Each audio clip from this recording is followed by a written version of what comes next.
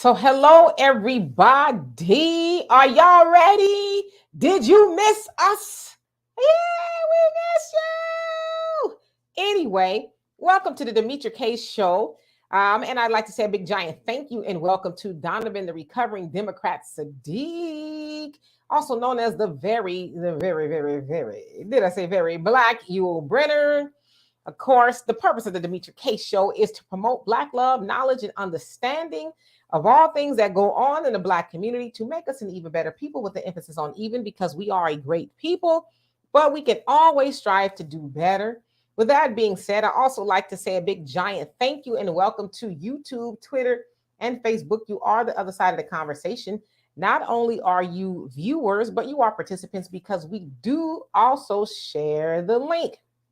Now, with that being said, if I have not seen you on here before, please let me see your face before I bring you up to the big screen so I can verify that it's you and it's not any shenanigans, because we don't need any more shenanigans than we already provide on this show, right? Also, please, if you do not have anything pertinent to add to the conversation, please wait for another time to add whatever it is you need to add. But we like to try to keep it on topic and all of that other stuff. You guys know the how it goes here. So who do we have on here?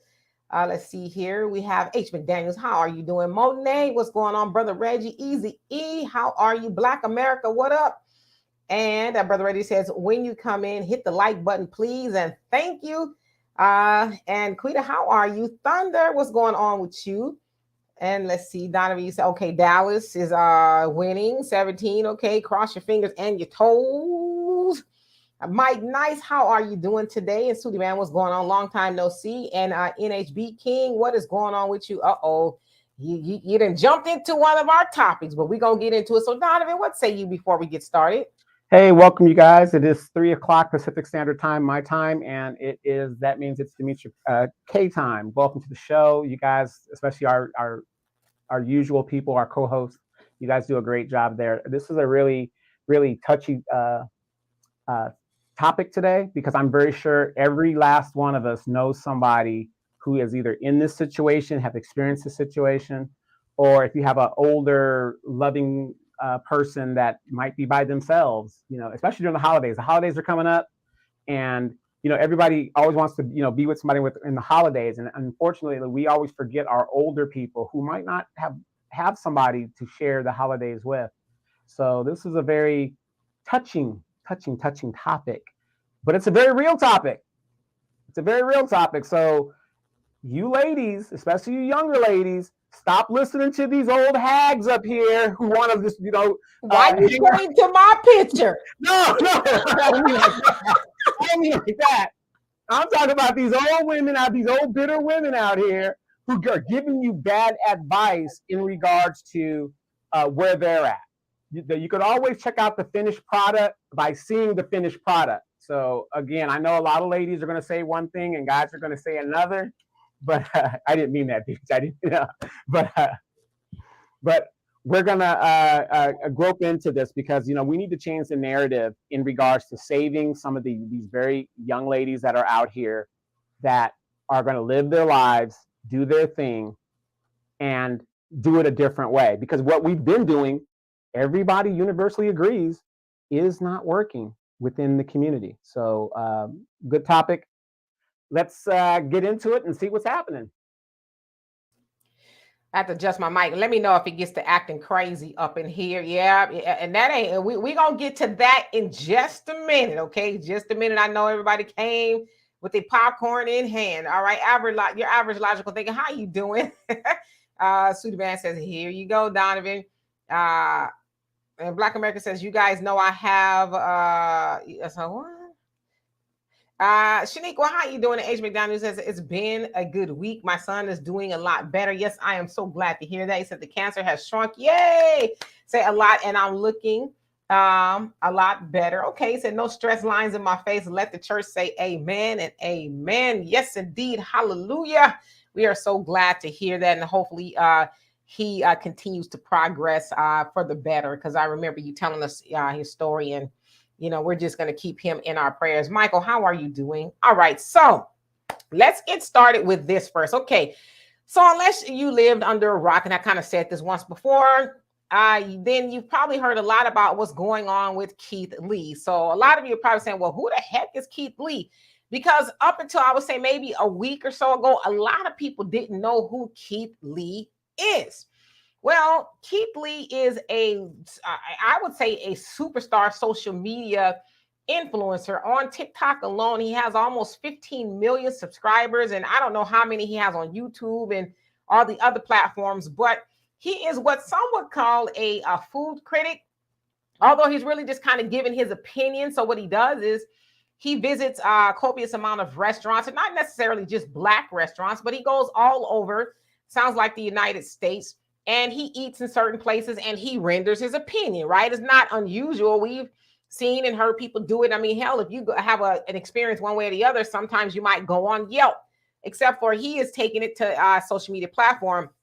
Now, if I understand it right, he started right around the pandemic or shortly after, where he was sitting at his little girl's like little table, and he would go get food and sit at the table and he would critique it. And from that point, it has just, grown to something just amazing. Well, last week, I think it was, he visited Atlanta-based restaurants. And of course, there's a whole lot of Black-owned restaurants out there. And he had, a critique about them. And I'm going to show y'all a video, but it doesn't entail this. So in some of the videos now, he went and visited Candy Burris's restaurant, her mom and her auntie's restaurant, Old Lady Gang. And he talked about how the wait was very long, like an hour and a half. He said he never goes into the restaurants himself because a lot of people recognize him. He sent his family in, and his family was told, okay, it'll be about an hour and a half. They didn't have any to-go service and stuff like that. So finally, and that sounds like it's the case for a lot of restaurants in Atlanta. They don't do to-go. So he said finally he went in there, to kind of see what was going on. And then they told him, oh, we can get you a table in 5 minutes. And he says, no, I don't do that. He says, I'm like everybody else. I'm spending money like everybody else. And I don't want any special service or anything like that. So Candy made a response about it, and she kind of didn't address his concerns or anything like that. Then he went to another restaurant called The Real Milk and Honey. And he said the same thing. And when they found out who he was, they wanted to give him a table in 5 minutes. So word got, he did a little video of it. It wasn't nothing bad. Now, and I'm going to show you the video in just a second. So this particular owner of The Real Milk and Honey, he was very snide about it. Like, well, who is Keith? Him and his daughter did a video. Well, who is Keith Lee? I don't know. You don't know who he is? No, I don't know. Just kind of smug, like basically F you. Then it sounds like his wife allegedly went under somebody else's comment, the owner of The Real Milk and Honey's comment section. It says, oh, you guys are taking a word of an autistic man, basically saying because he's autistic, which I don't think he's autistic, but this is what the wife said. And of course, it all went to hell from that point. Now, The Real Milk and Honey, it sounds like they had a very long waiting list to get in. Somebody did a video the other day and they said it's a ghost town. Nobody is there because they received a lot of backlash for what they said about Keith Lee. Now, eventually they did render an apology saying, hey, we're sorry, because they didn't know the power that he has. But I want to show y'all this video because Chad Ochocinco, he had something to say about it. And then Keith Lee did a response. I shortened it, but you guys will get the gist. So let's see here. Hopefully I've been kind of clear. If I haven't been, sue Donovan. He's got a lot of money. All right, so here we go.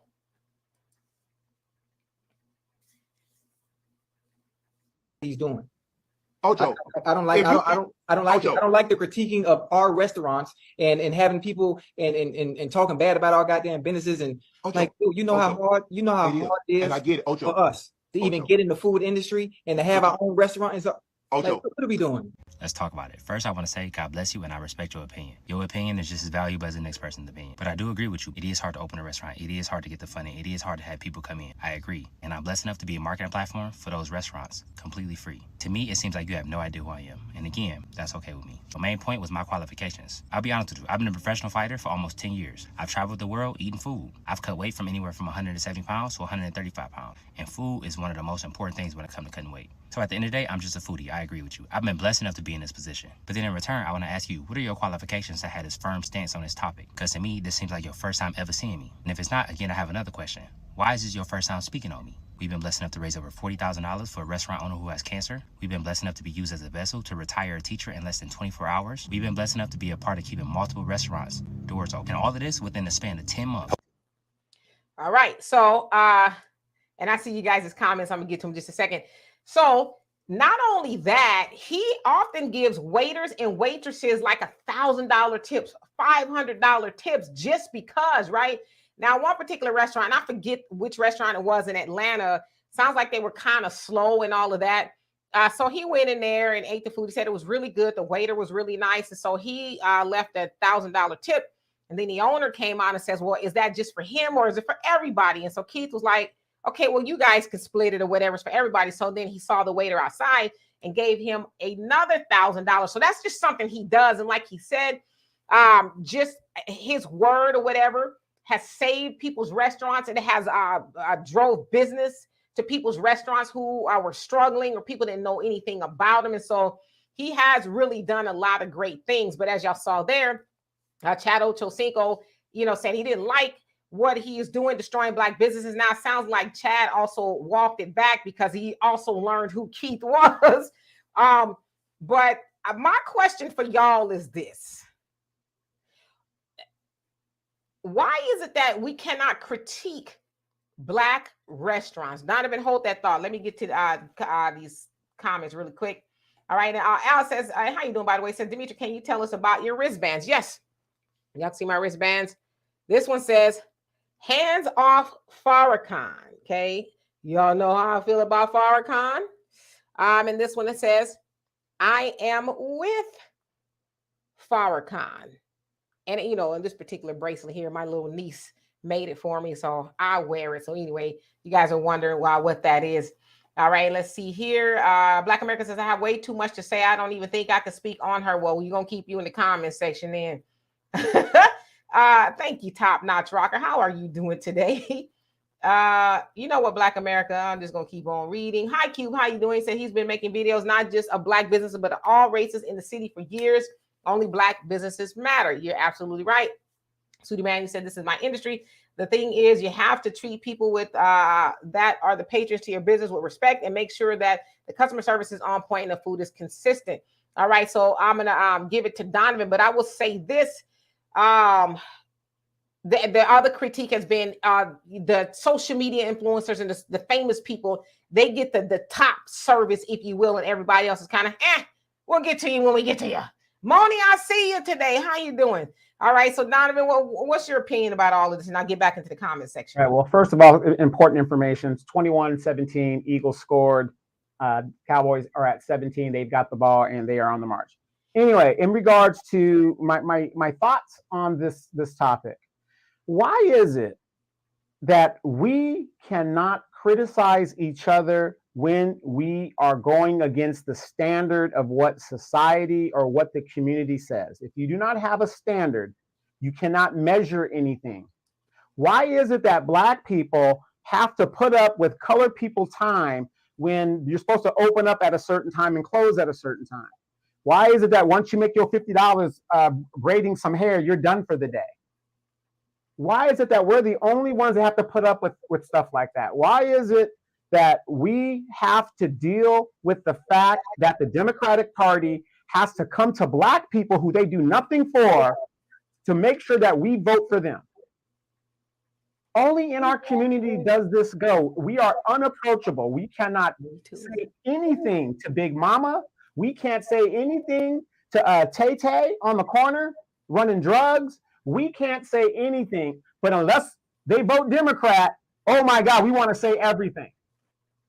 But you could tear up the community, we won't say nothing. It's just, I think it's just a phenomenon within the Black community to where we have a crab in the basket mentality. We don't want to see so-and-so do well. We don't want to see so-and-so do better. Name me a Black chain across the United States. All the years that we have been here in the United States, name me a Black restaurant chain here in the United States. Across the United States. I know some people will say Papa Do's. Papa Do's only has a few restaurants in a few states. I don't know if they even Black owned at all. Yeah, I don't even think they're Black owned. They are. Yeah. But you guys get my point. As long as we've been here, Why don't we have to have these chains? We don't. But yet we make the soul food and all this other good stuff. And our food is good, even though it'll kill you. You know, in the end, it's so good it'll kill you. But yeah, I just think it's a phenomenon that's only within our community because we have a crab in the basket mentality, period. And hello to everybody that came on. And Papa Naya Shelly, I hope I said that right. If I didn't, forgive me. Say Papa John's. Yeah, I know Shaquille has a large ownership in it.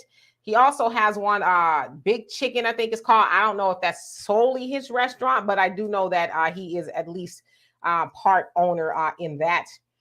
You say Wingstop as well is that's Rick Ross. He owns some, but are they, because they're franchise, but are they Black, you know, owned franchises, if you will? And easy say, D, some of us lack people and customer service skills. Yeah.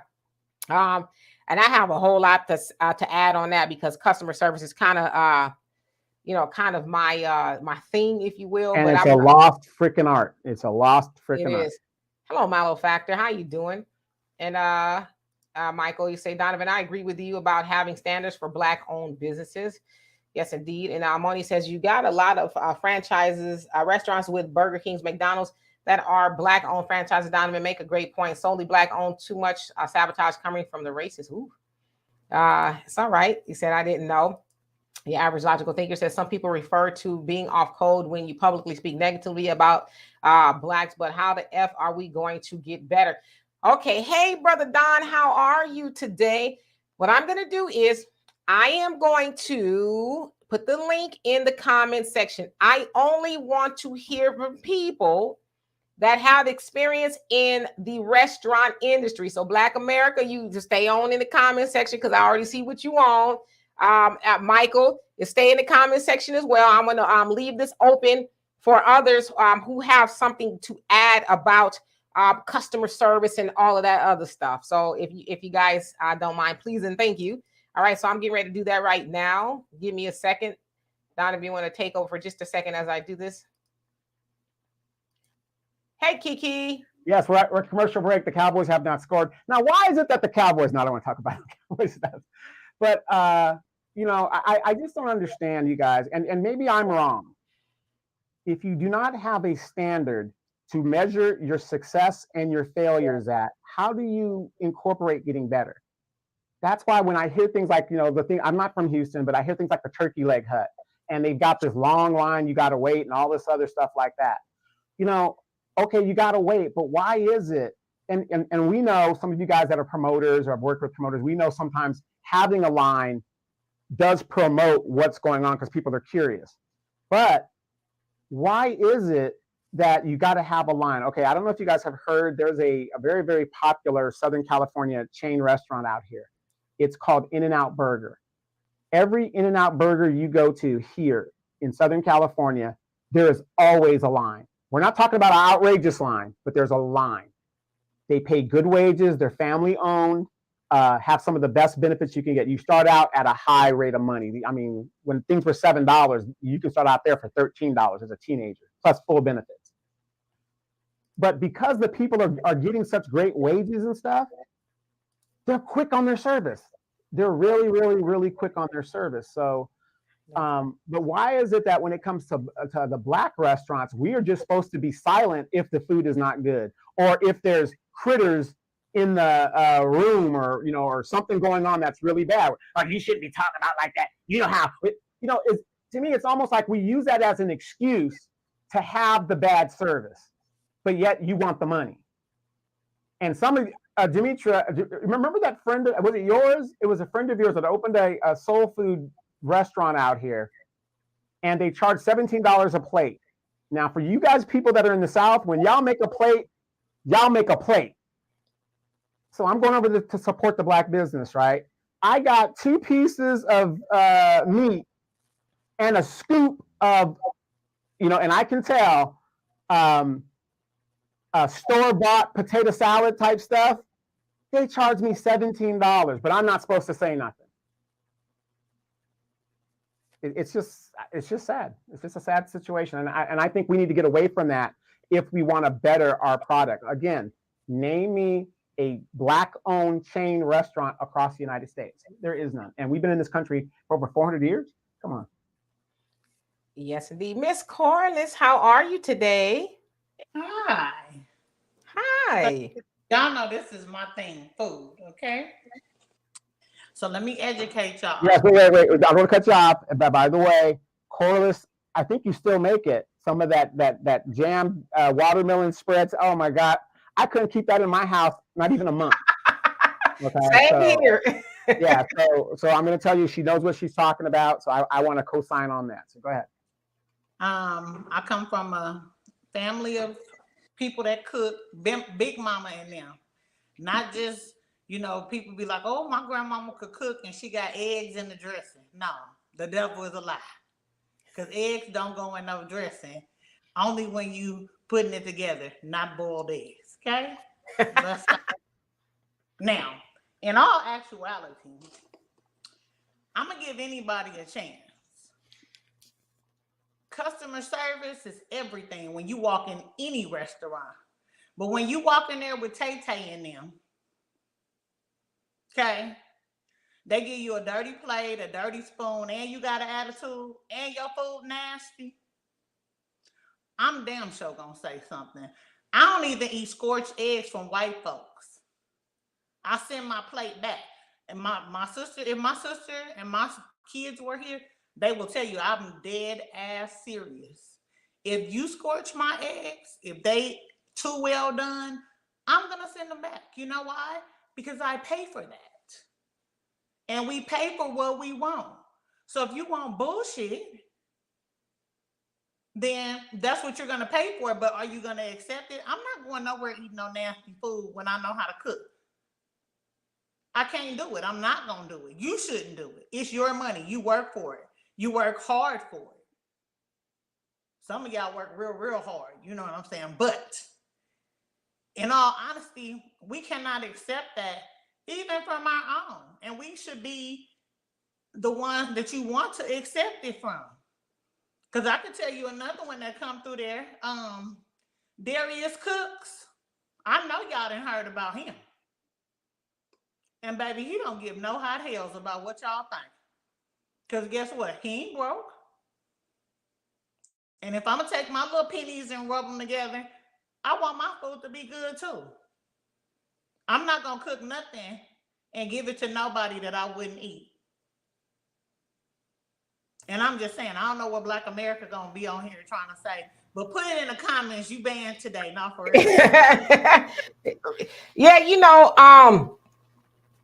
I get it. Because a lot of times too, the Black-owned restaurant or any Black-owned business thing, the conversation is kind of, you kind of almost like walking on eggshells, because it's like if you would critique the Black restaurant, you being negative, and we don't have that many Black-owned businesses, and then the other side of it is like, well, what about the customer?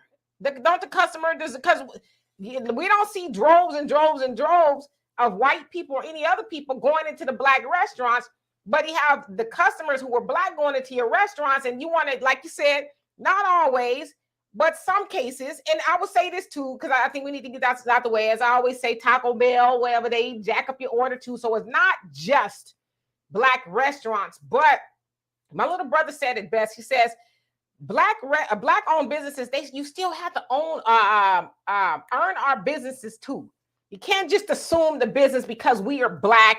You're Black, I'm Black. You're just gonna come in here and give me your business no matter what I say, no matter what I do. Like you said, the food is not good, or whatever the case is. How many of us have been to a Black-owned business and it says on Google or whatever, they open at 10. It's like, it's 10:30, 11 o'clock. The quality of food, okay? And that's another thing. And they be the first to talk about we don't support the business, at the church or where to talk about, they come and advertise their stuff, and then you say, well, you didn't open at 10:30, and they always have these excuses. Well, I was doing hours. I don't want to hear all that. And I can say this because I've been in the restaurant industry. Okay, you know what my kid's telling me right now, Mom, you need to open up a restaurant. And you know what I told her, D? The only way I open up anything, okay, is if you come into the window to pick it up. Because I don't want to deal with all the extra. I don't do small portions because I'm a big girl. I like to eat. When you come to my house and I cook for you, you get a for real meal. Like, that's just what I do. But the quality when you open a restaurant, these people of color, not just of color, some other ones do it too, okay? They will shortcut. You gonna use canned string beans for real and you ain't gonna put no seasoning on it? You ain't gonna add no butter? You got to get margarine? I mean, it's simple things that. I mean, I think they sell Glory greens and Glory beans now, because you need to know I'll get me some greens to do a shortcut, but I don't want to cut them and clean them. Fine. And they selling it in the restaurant, Donovan. That's pitiful. How long do it take you to make some greens? Because guess what I'm finna do? I done already told you. It's already in the works. We gonna have some greens too. Okay? Oh, they coming. And candy yams. If you don't want to cut them up, I got the sweet potato molasses. Cut you up some fresh potatoes and pour it on there. Put it on the stove, cover it, and in 15 minutes, you got you some candy yams if you slice them thin enough. But we have to do better. We can't expect, like people always say, oh, it's black owned, we supposed to support each other. I don't support bullshit because I ain't gonna eat it. I'm gonna get my food back anywhere. I do not care. If I tell you I want a well-done burger and you send me something and it's saying move, that means it need to go back. And that's just any place. Jack in the Box, Taco Bell, anywhere we should be like that. They get mad, yes, but guess what? If you don't come in there and use your coins, their establishment is going to close. See, period. but and I want to address two things. Facts, not feelings. Again, how are you doing? You say somebody's trying to come on here. I want to see their face before. Okay, so oh Lord, I'm gonna put you on mute. Hold on 1 second. How you doing? 1 second. So facts, not feelings. I cut back. I cut black businesses some slack because they go through a whole lot of stuff.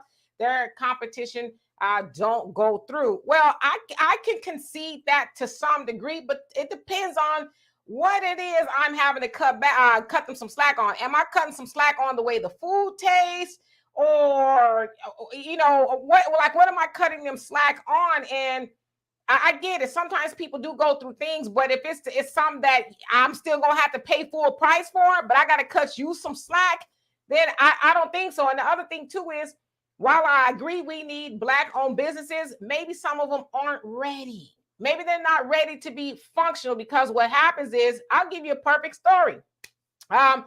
There's a restaurant, what is it? Harold's. Y'all Chicagoans know I'm talking about Harold's Chicken. And one opened up in Houston, not too far from here. It's like a year ago. And let me tell you, that grand opening was horrible. The line never moved, and they was out of sauce. Like the Harold's, chicken, like the sauce is their staple, right? They didn't have a sauce, and they was out of chicken, and I don't even know what they're doing now, right? But the demand is probably not there. So what am I cutting them slack on? That's what I need to know. You know what I mean? Leonard, what you get? Captain Petty. What's on your mind? How you doing, Andre? What's on your mind today? You. Oh, hell, hold on a second. There you go. All right, there you go. Hot diggity dog. Yeah. I didn't know they opened up a Harold's in Houston. They did, and it was the grand opening was hard. I mean, they have more excuses than a Negro going to jail. Did they have the buns and basketball girls there opening and twerking in that line? I couldn't tell you. Now, you know what? I'll tell you what they were emulating. Let me turn this hot water, because I'm cooking right now. And right. I always get me a... Well, come on with it. Let me know what... I always get me a... I clean as I go, not as I went when I'm cooking. So I had to step away from the sink there. But yeah, see, the Harold's in Houston, I bet they had it like the Harold's in Atlanta. You go to Harold's, they got to look like the Hooters girls that work there. It was very small. And I know that I've been in the one in Chicago. It's not that big either, but they were very efficient. They get you in, they get you out. But this one here was Yeah, terrible. Chicago is different. Yeah. They don't have ice bars. They don't sell alcohol. All they sell is chicken. Come in, get your doggone quarter white with mild sauce, and get to stepping. So they're trying to do something. They're trying to be the bourgeoisie of the chicken businesses elsewhere. But yeah, let's talk about the cooking thing, right? I wonder how well a black business would do that actually cooked food and it was healthy. I wonder how popular they would be. I've actually been to some healthy like vegan black owned restaurants. They were good. No. I'm not talking about vegan. I mean, you cook meat and this and that. Because I tell you, with me, say I go over some woman's house, I'm gonna cook you dinner. Yeah, okay. I'll go over there.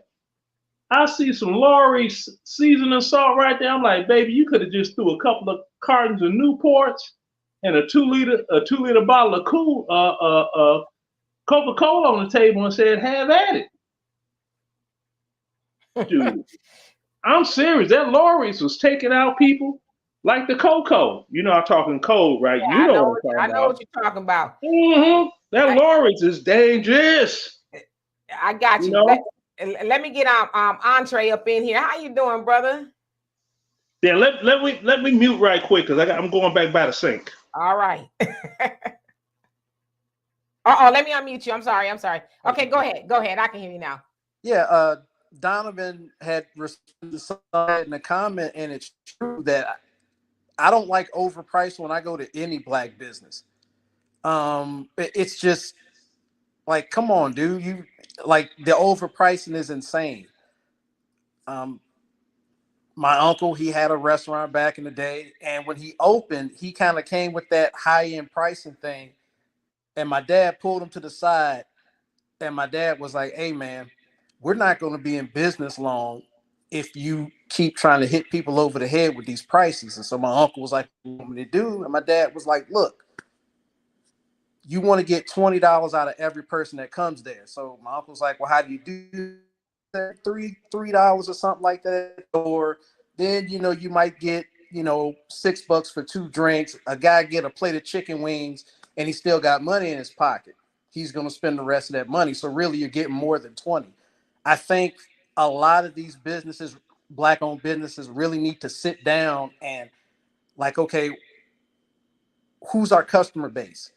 Now, if you're going with the bougie thing, okay, then off with your high prices. But if you're trying to reach the people, the grassroots, most people aren't going to pay like dollars for 4 wings and 2 sides. You get what I'm saying? So people really got to sit down. That's why it's good to have somebody with you with business sense, but also a common sense person that can kind of be the bridge for all that. I got a question, Demetra, and anybody in the comments that want to ask. Doesn't it make sense? And I took business or aviation business, but I took a business class in college. But if I was going to open up a business, as we know in any business, you're going to take a loss initially.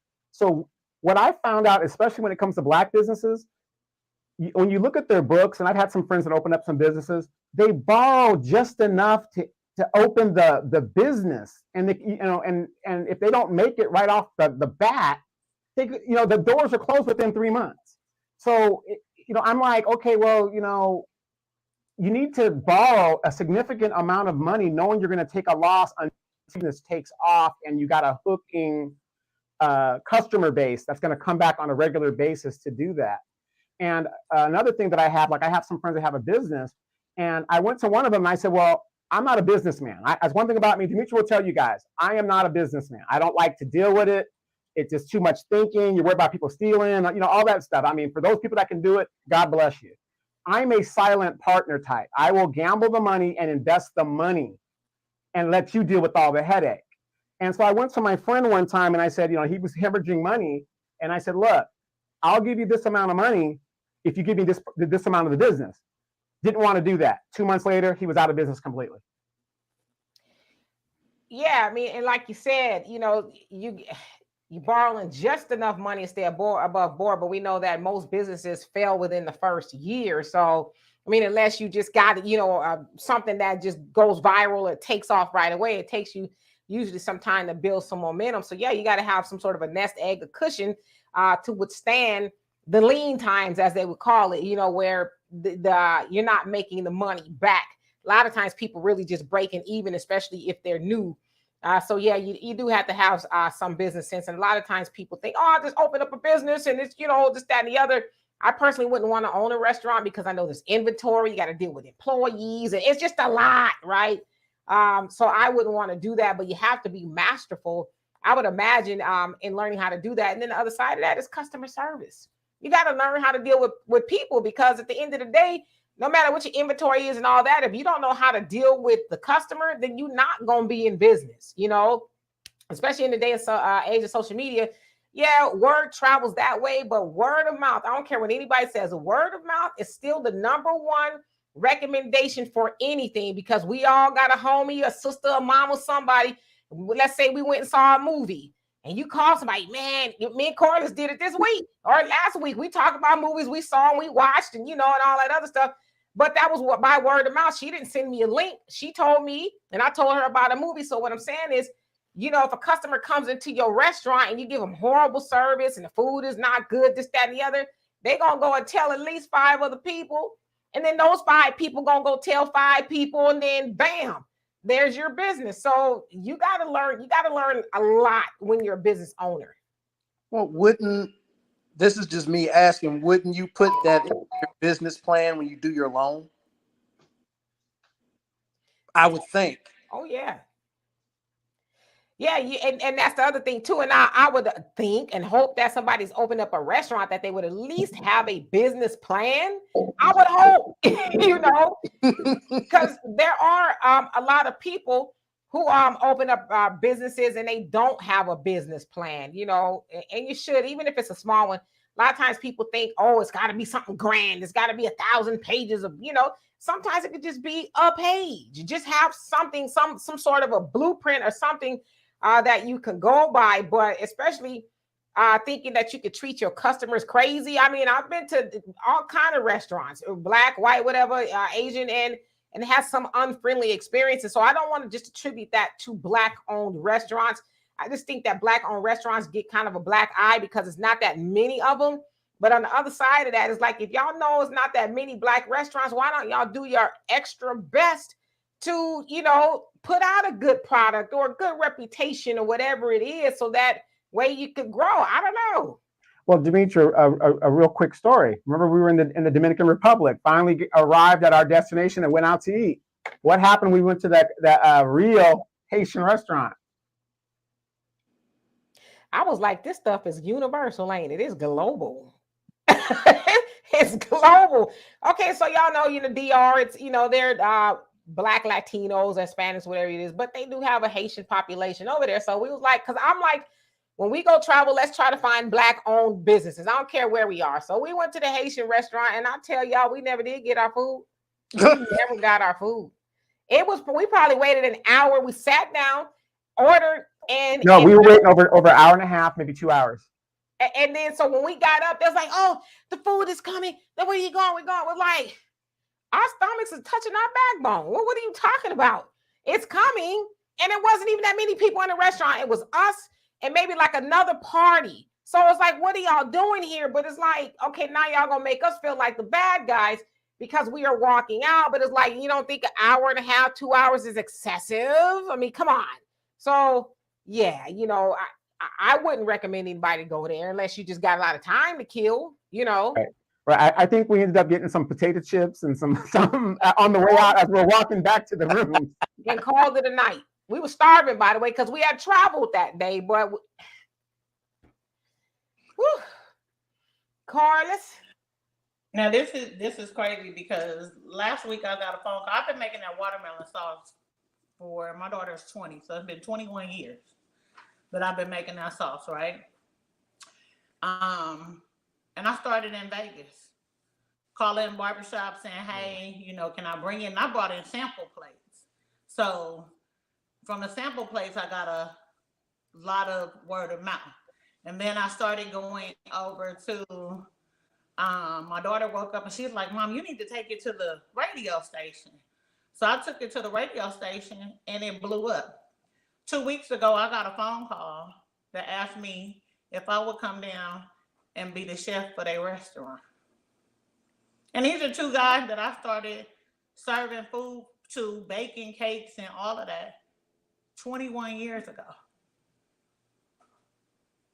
So I know the quality in which you have to have because I know my standards for me. I'm not finna serve you anything. I can't do it because it's just not right to do. And the way food costs now, girl, don't come up in here playing with me. And you talking about $25 for 3 pancakes, 3 pieces of bacon, 3 eggs, and yeah. So no, you better have something to say.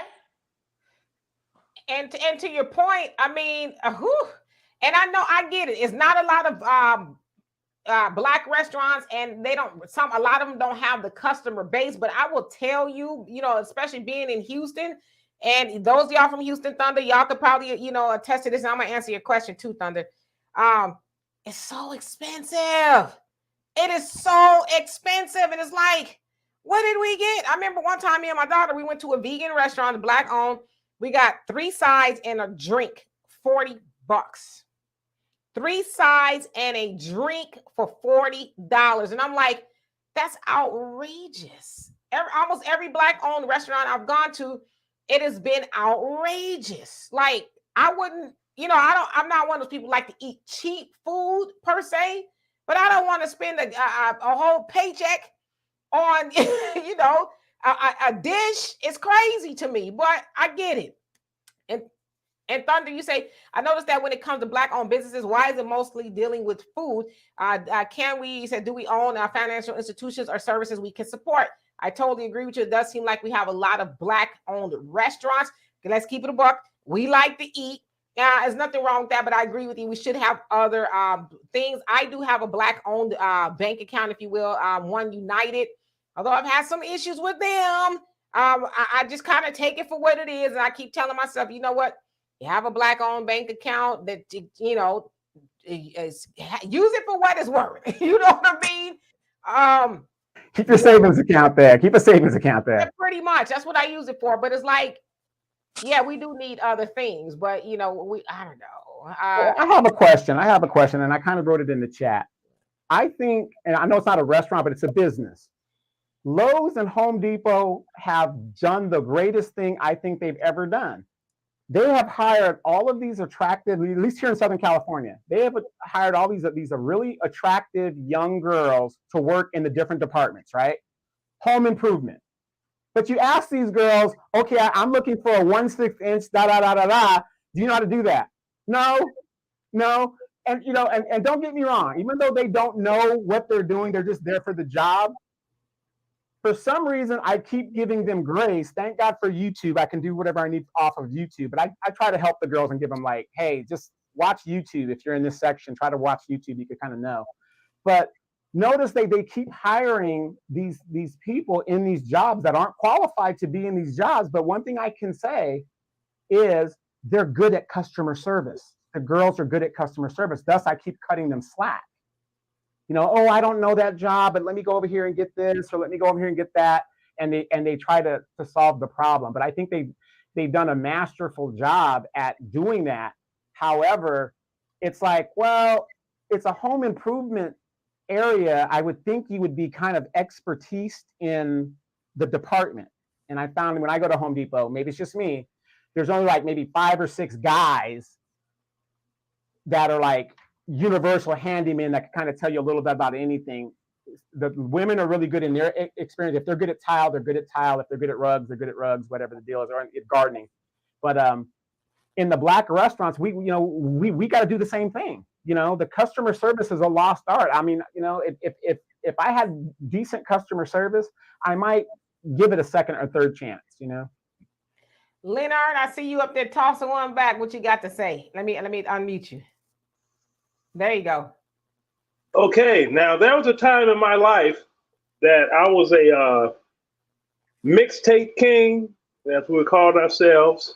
Now, when I opened, and I was at this large flea market, I mean, the place is huge. When I opened up, I set my price point as if I was a customer. But see, I used to go up there and I'd look, I'd be like, you want $12 for this CD? This is not even a store selling what? So what I did was this. I sold one disc for $7 or 3 discs for 20. You get the 3 for 20 at my spot, right? And my other niche to it was if you've ever bought a CD that had a whole party mix on it, the songs were not the songs were not this thing called index, whereas you could push the button and it would skip to a song. You had to listen to the whole thing and try to rewind and all. No, my product was indexed, each and every single song, right? And no delay between tracks. It would play as if it was a continuous party mix, but you could always click the number to go up. So that's the quality of product that I gave them. And man, I cleaned up.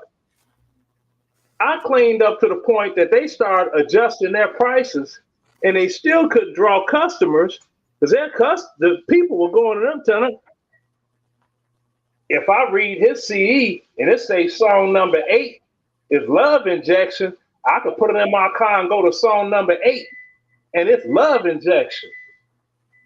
Yours, I got to fast forward through the whole CD and hope that I catch it. Then with the labels y'all using, he don't use labels. He writes on his with a magic marker.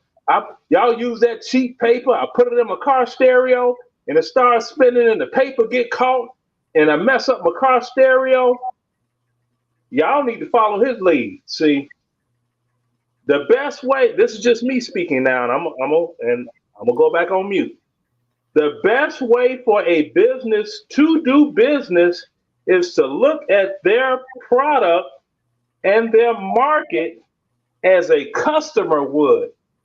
Give the customer what the customer is willing to pay. And customer service, good customer service, that comes just along anyway. It's the price point. You got to know your market.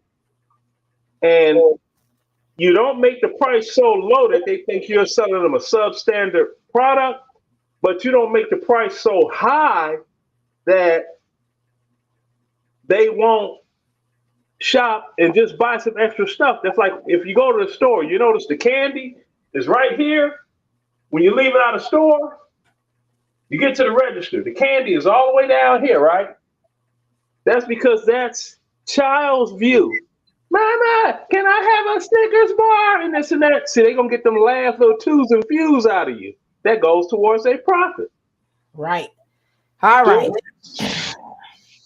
Black America, I said I wasn't going to let you up here today, but I'm very interested in hearing what you got to say and tread lightly today, my dear brother. Tread lightly.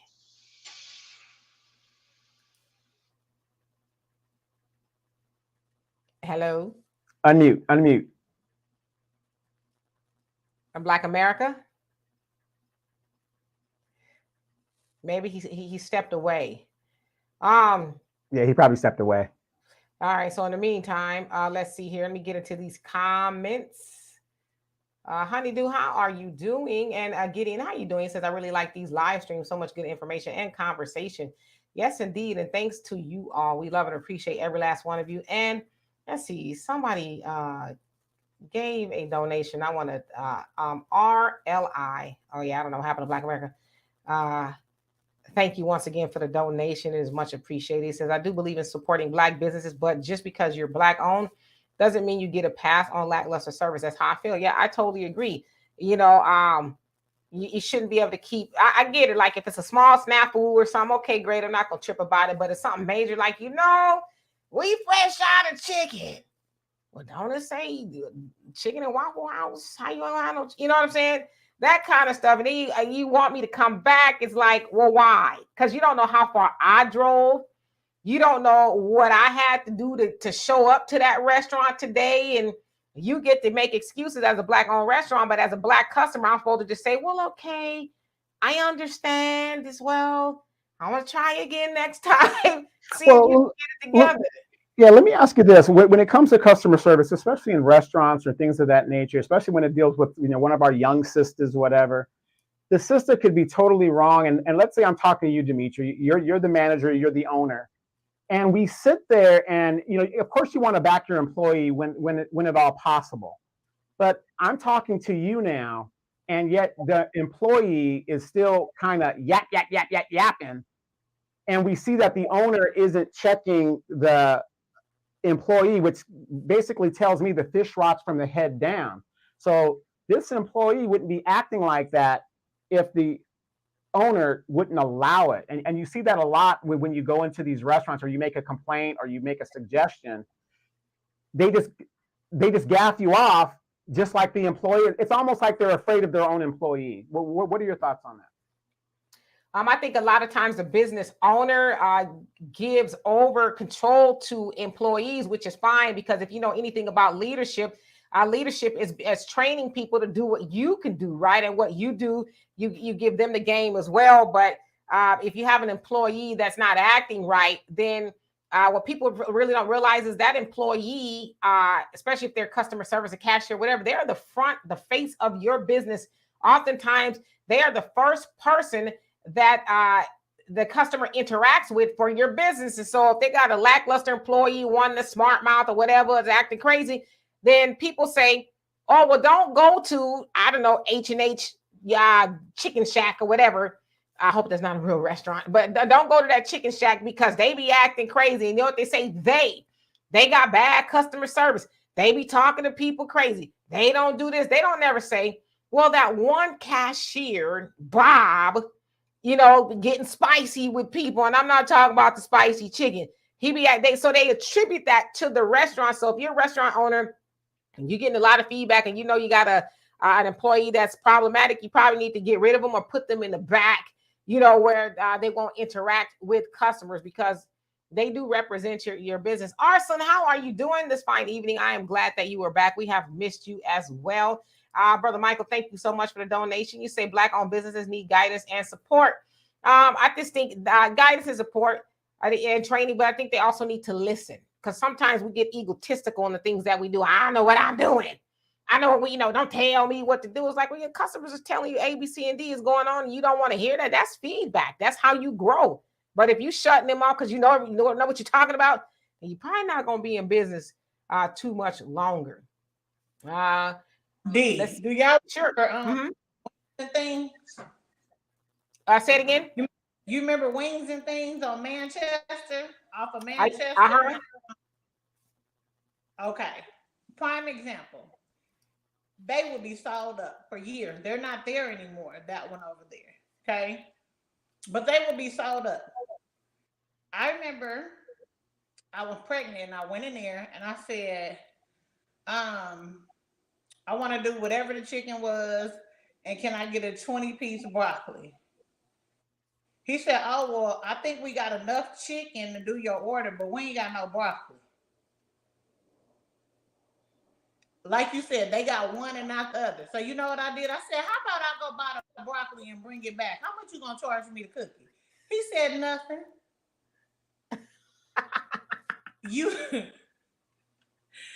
We can't make this stuff up, y'all. Like, it is ways around great customer service. It is.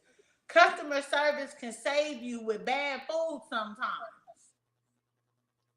Make it right. No, yeah, absolutely. And Thunder says, for the Black-owned businesses that have horrible customer service attitude, why don't they try being like Karen's Diner that insults you as part of the gimmick, like Dick's Last Resort? And there's the one in Chicago, the Wiener Circle, something like that, where that's their shtick, right? They insult you, call you names, throw your food at you, but that's part of, and it's Black-owned.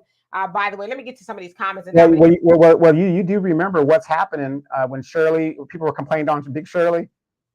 Her service was terrible, whatever. And in the end of the episode, that's what made the restaurant popular, because she did insult you. when you came in, and then she ended up keeping her job. Absolutely. So let's see here.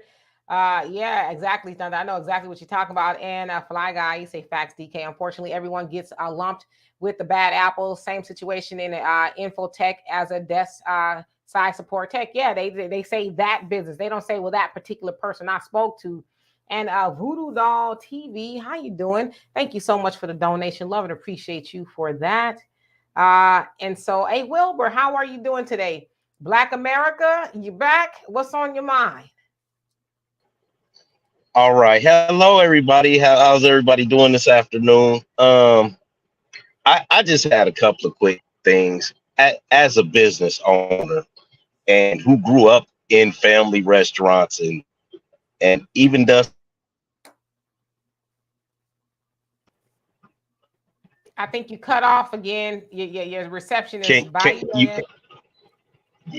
you can't hear me? We hear you now. Okay. You have to really look at food cost and profit margins. And then if you go into a black owned family business, most times it's family members working there, and it's a lot of nieces, nephews, and cousins at the counter and things of that nature to try and mitigate your prices, your overhead for the building and things like that. And I'm not discounting, anything when it comes to some of the people when it's bad service. My thing is that this young man, okay, I don't even understand why anybody's giving him any traction. He has said he's not a food critic, he's a foodie. I have been to every state in this union and a couple of countries across this earth, and I can't consider myself a food critic, even though I like to get out when it comes to food. But I can't consider myself a food critic. Well, if I go to McDonald's, yeah, go ahead. So I want to clarify that he does say that he's not a food critic per se. He said he's basically just giving his opinion, although some people liken him to a food critic. So there has been that pushback. Well, he's not trained and all of that. But I mean, again, a lot of times we get word of mouth reviews from people. Hey, go try that new restaurant; it's really good, or whatever the case is. And so that's really what he's doing. But I mean, a lot of people have validated what he said, especially in regards to Atlanta. They say he's right. It is that way. It's hard to get in. You got to be somebody, got to know somebody or whatever. So they just say he's actually validated what we've been saying for years. Oh, okay. If you go to a popping spot, when you came out here to Vegas, Miss D, you and your sister, you guys just went to the Usher concert. You guys didn't go to any concerts or any restaurants? We did. Okay, so did you have you went to a nightclub out here? No. Okay, so did you go to a restaurant inside of a hotel, a nice restaurant? We did. Okay, so the higher you go up on the food chain, the better people are going to be. It's like buying a Hyundai 30 years ago and going and buying a Hyundai Genesis now. Like the Hyundai Genesis and those Hyundai Palisades, they're some of the best cars on the road. So the higher you go up, the better you're going to go. And when it comes to black owned places, we are black, so we mess with black people. We try to patronize our own. And I just don't see why people are giving so much stock, once again, to me. He's just a young man who's a nobody. He goes around and eat. He ain't nobody. He got a lot of clout. And in fact, as they said, with the Real Milk and Honey or whatever the restaurant is, it's crickets. Now that restaurant was busting at the seams, but they decided to be disrespectful. And Keith always says, "Listen, don't bully." I think it was the retard comment. I think it was the autism comment. But that's the other thing too, though. Is like you got somebody. And first of all, it doesn't even sound like he was able to eat there. So he wasn't critiquing the food. He was just saying this is, the wait time and all that. And the owners decided to get stupid and like, oh, well, who is that? Well, they kind of found out the hard way. And then, of course, they backtracked made this mea culpa. Oh, we're sorry, and we strive to A, B, C, and D. But it's like, nah, stand 10 toes down on you being haughty and thumbing your nose at him, and like you said, allegedly his wife called him autistic, and why y'all listening to him is like, wow, and yet y'all serving people with that attitude. So in your opinion, he's nobody. But I think yes, in my opinion, he is a complete right, nobody yeah, but because people were going there previously, right? People were going there previously and actually enjoying the food and enjoying themselves. So now you have some. But a lot of people have validated and said he validated what we've been saying, that it is hard to get into. And again, he never got a chance to try the food. But so yeah, I hear what you're saying, that he's a nobody, but clearly everybody else has said, everybody else has said otherwise. So I don't know. It sounds like a little bit of hateration going on. No, what I'm saying is people are sheep. People are sheep and following people over a cliff. People don't like the truth. And like you say he's a nobody, but guess what? His nobody got heard. And ain't nobody sitting in their damn seats in the restaurant. So one thing people need to be very aware of today, it will make you or it damn will break you. Yeah, and as they say, Darius Cooks does the same thing. He's not a food critic, but he cooks. He's on restaurants. He's done lots of things, right? A lot of people hate him. But guess what? When he come on that live, he got about 6 to 10, maybe 12,000 people on each one of these social medias, and we interacting and we listening. Like E.F. Hutton. Yeah, so I mean, he's somebody, and Mr. Cater, how you doing? As you say, he got 14 million followers. That's just on TikTok alone, right? So he is somebody. Again, he started off, and his aim was never to tear anybody down. He's actually helped a lot of businesses. But like you said too, and a lot of other people said, y'all only focused on that he went to Atlanta and had some unpleasant experiences, but y'all don't never talk about the restaurants that he's helped keep afloat, that is made relevant, and all that just on the strength of his reviews. In fact, there's a lot of restaurants that have plastered in their window, Keith Lee approved, right? They're like, this is like a what do you call, a 5-star rating or grade A rating to have that in there. So yeah, maybe he doesn't have the degree or whatever, but I mean, come on now, how many of y'all actually listen to somebody with a degree from Harvard talking about the buttercream cake? Y'all ain't heard listen to nobody like that lately. And like he said, I'm relatable. I'm everyday. I'm just like y'all. I pay for my food. I don't expect for nothing free. I don't want y'all to walk me to the front of the line and none of that kind of stuff. So he's relatable to people. So he's somebody to a lot of people. So Leonard, go ahead. Tabitha Brown started in her kitchen, dealing with depression, changed the way she ate. Everybody thought she was a nobody too. But look at her today. She's still a nobody. Come on, man. Come on now. Now I know Black America. Because that lady, she really helps people. And I'm gonna tell you one, I know she ain't nobody. Because guess how my sauce got out? Black America. I woke up, I don't know how many inboxes and all of that behind the watermelon sauce, and wasn't nothing even moving because I had stopped doing it. She did a glance of it, drizzling it on some bell peppers and a mushroom. And I had thousands of people in my inbox where I couldn't even keep up with the orders. So she damn sure somebody. Hello. All right, so Leonard, I'm gonna give you the last comment on this, and then I'm gonna switch gears to our other topic. And Pete Radio, how you doing? You say she's still a nobody. I mean, I don't know what you guys are classifying as nobody, but Tabitha Brown is somebody. I don't know. I just, for me at this point, I think I don't even know where to go. Y'all got me scratching my damn head because it's just ridiculous at this point, to try to invalidate somebody. Can I explain to you what I mean? Can I explain to you right quick? but let me just give it to Leonard, because at this point, to me, it's neither here or there. Because to say that Tabitha Brown is nobody, I think most people can agree that that's probably not the case. So Leonard, what do you got? What else you got to say? And then I'm going to switch gears. Hold on. Oh. Okay, go ahead. Oh, I'm sorry. Damn. These are social media influencers. I am influencer Esquire.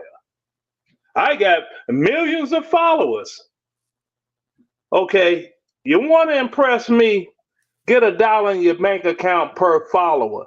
Then you are somebody. Other than that, you getting support by a bunch of sheeple that have nothing better to do with themselves but follow you around, listening to what I did not pay that man. I did not pay that man. I didn't say you. I didn't say any names. Okay. Remember, it was a number of people. They had over 1 million subscribers. One I'm not going to name on your show, because somebody may say, he disparaging the dead. This guy had over 1 million followers on YouTube and every other network. Didn't have $1 million in the bank. So, Well, Keith Lee does have the money. In fact, as I said, and I know it's easy. And that's one thing is y'all going to get mad at me, but hell, y'all been mad at me before. It's one thing is that we as Black people, we need to stop hating so goddamn much. You know what I'm saying? Wait, hold on. I'm not, listen, they say, I heard this a long time ago. They say when you throw a rock into the crowd, the one that hollers is the one that got hit. Okay, so I wasn't speaking about you. I'll put you on mute. Okay, so I wasn't speaking about you specifically. I'm just saying in general, we gotta knock it off. This man goes around giving a copious amount of money away to people who otherwise would be struggling, whether it's restaurants, whether it's waiters, whether it's you name it. He does a lot of philanthropy. A lot of it he doesn't even talk about. So what I'm not going to do is sit up here and hate on that man, because one thing about us, and I really hate to say this, we got to start getting used to really praising people for the good that they do, instead of, we hear one bad thing about them. It's, they hire people. Let's have an even conversation. But, clearly the man is doing well. I mean, he ain't just running around giving away thousands of dollars, at restaurants to waiters, because the other question is, how much y'all tipping y'all waiters? 20, 30, 40?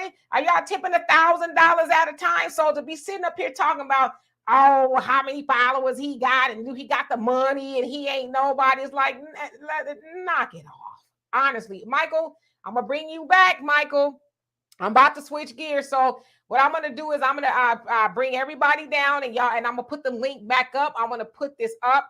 Actually, I'm gonna leave Corliss up here because I think that she'd have a lot to add on this conversation. But everybody else, I'm gonna need y'all to drop down because I'm about to switch gears. But yeah, we just not gonna keep on hating on people. Okay, so okay. Thank y'all. Corliss, I'm gonna leave y'all up here. I'm gonna remove everybody else so I can there we go. Oops, let me go ahead. Oops. All right. Let's see who else came on here before I get started. Lord have mercy. Yeah, Fly Guys, like what's really going on here? Why are we doing this to people? Sheeple. Yeah, that's what they call people who are sheeple, who follow like sheep. All right, so let's see. Brother Diane says, I've heard of either of you before the Demetri K show. Okay. I think you have it. And Thunder, you say a Black-owned restaurant that insults you. I have a few names: Keisha's Kitchen, Surly Shirley, Sassy Sally. I like it. Okay, so let's see here. Okay, I just want to acknowledge everybody on here. Hello, Brina. How are you doing? Pete, I see you from Australia, so maybe you don't really know how it works here, but I'm gonna ask you to, kind of pipe down a little bit. That's all I'm gonna say about that. No, how you doing? He says, I thought people who added good to the world was to somebody. I guess not. You know what I'm saying? I guess not. It's just really weird. Okay. Jamarcus, how are you doing? Brina, you ain't missed nothing. Now this one here, we gonna need to be serious. Okay, we're gonna need to put our thinking caps on. So this particular video that I'm about to show y'all I saw it a couple days ago, and I saw it a couple times. A lot of times when I see stuff on the internet, I don't even pay no mind. But if I keep seeing it, I'm like, okay, what's going on? So I looked at this particular video, and there was a lady that goes by Jonesy James on TikTok. And I, went up and down her TikTok. She seemed like she's a pretty jovial, friendly lady. She likes to dance and just, normal stuff that people, I guess, do on TikTok. But this particular video got a lot of traction for some reason. And I guess I will see in a minute. But she was basically crying because she felt bad about something. I'm going to show it to you. Black America, thank you so much. Even though you be hating, thank you for the donation. She says the truth will get you shut down. Haha. Now you ain't shut down. It's just, come on, let's be logical. You know what I mean? Let's act like we got some sense sometimes. All right, but back to what I was saying. All right. So here's the video. And I want y'all to pay attention to this. And I want to have a nice grown-up conversation about it as soon as it loads up here. Let's see. Is this what I need? Is this it? Okay, so here it goes. All right, here we go.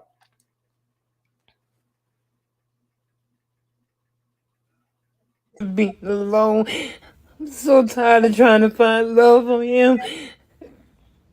I mean, damn.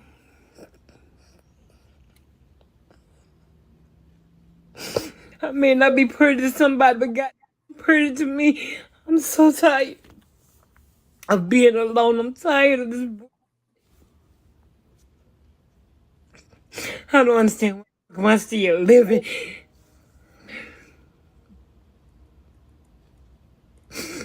I just want to be somebody girlfriend, somebody wife, somebody something. I deserve to be happy too. Can I be happy? I'm tired. Okay. Just writing some notes down. So as y'all saw there, that was she goes by again Jonesy James. That is her name on TikTok. Like I said, she seems like she's a pretty, friendly, happy lady. And this particular one, for whatever reason, went viral. Usually she's dressed up and stuff like that. That's why on the thumbnail I put a picture of her a little bit more dressed up. So y'all can kind of just get the gist that, she's, I guess, multifaceted, if you will. All right. So, of course, there's a lot of conversation on the internet, TikTok, I guess, maybe, about why she's single. Of course, I saw a lot of men doing what they call stitching the video, where they show her and then they give their opinion. What 20, 30 years ago, you probably passed up a good man, just the usual conversation. And so I want to have a conversation with y'all, Donovan and Corliss. Yes, Sandy, and how you doing, by the way? Yeah, that made me feel sad as well. That's the reaction I saw actually from a lot of people. My daughter, I was going to show it to her, and she goes, "Oh, I saw that. I almost cried. It made me very sad." And I was like, "Yeah, it is very sad." But again, a lot of people, I guess they thought it was a moment to kind of, compile or onto her. So anyway, Donovan, what's your opinion? And Black First, how you doing? Long time no see. Well, I know, ladies, it's not going to be popular what I say, but the fact of the matter is, like I said, that broke my heart because I know some women that are in that exact position. There are a lot of women that it's one thing when you lose your spouse or your significant other because of old age and death. And we get all that. That's one thing. But here's the reality of it. There a lot of these younger women who have just what Kevin Samuels was saying when he was talking about, and you guys have all heard it, winter is here or winter is coming. That's what that was what he was talking about. You might not think you need a man or whatever. It's man was not put on this earth to be alone. Thus, if you believe in God and stuff like that, thus Eve was created from the rib of Adam because God saw that the man was lonely. Okay. So this false narrative that women are trying to convince themselves that I don't need no man or whatever. No man is an island. No. When I say man, I mean, I'm being the human species. We're not an island. We are made for each other in one aspect or another. And now here this older lady is, and she's only 60 years old, which isn't old at all. If you really think about it, she's only 60 years old, and she's realizing, oh my God, I'm by myself. Now, long story short, at 60 years old, her sexual market value isn't what it was when she was a younger woman. Okay. So a lot of men are usually married at that age, got medical problems and all this other stuff. I mean, there's a lot of things that you gotta really think about if you're going that route. Ladies, I don't care what you say. Yeah, you're beautiful now. Gravity is undefeated. Okay. You get a certain age, nobody cares about, how you look, whatever. And this is why I try to tell my nieces and young people all the time, try to get when you get with somebody, okay, like a good example, I've known Demetra for over 30 years, right? In my eyes, Demetra is still the same girl she was in high school. That's how I see her in my lens. Her sister, her brother, I still see them as we were when we were younger. But if I just meet you and you're 60 years old looking like that lady, you don't have your best tools, together. I'm not saying she's not an attractive woman. She's not attractive to me, but you know what I mean? You're not going to attract me because things are the way they are. And there's going to be a lot of women, unfortunately, if they do not reverse course and really realize, hey, I can't do this by myself. I'm a man, and I'm going to tell you, I can't do it by myself. So we really got to get together because we're in the fourth quarter, 5 seconds left, and we need to score a touchdown to get into overtime because these Democrats and these Republicans and white supremacy is going to crush us. Miss Carlos.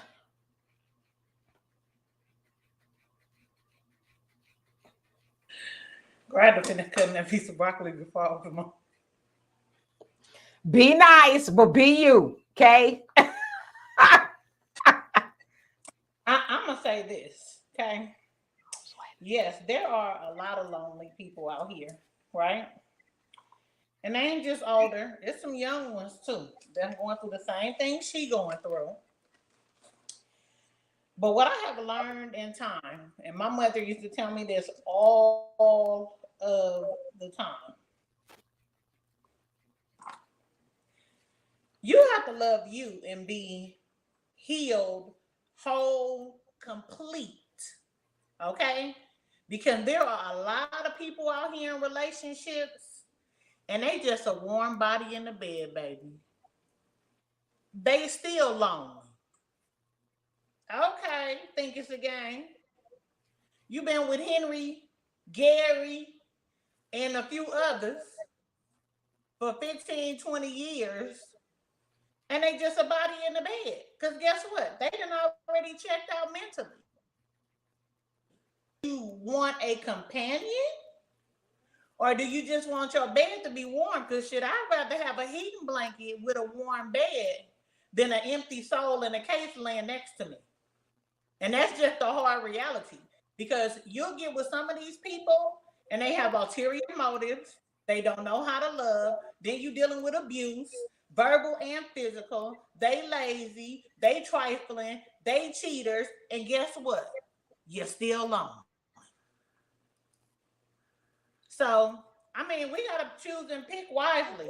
I'm 50 years old, right?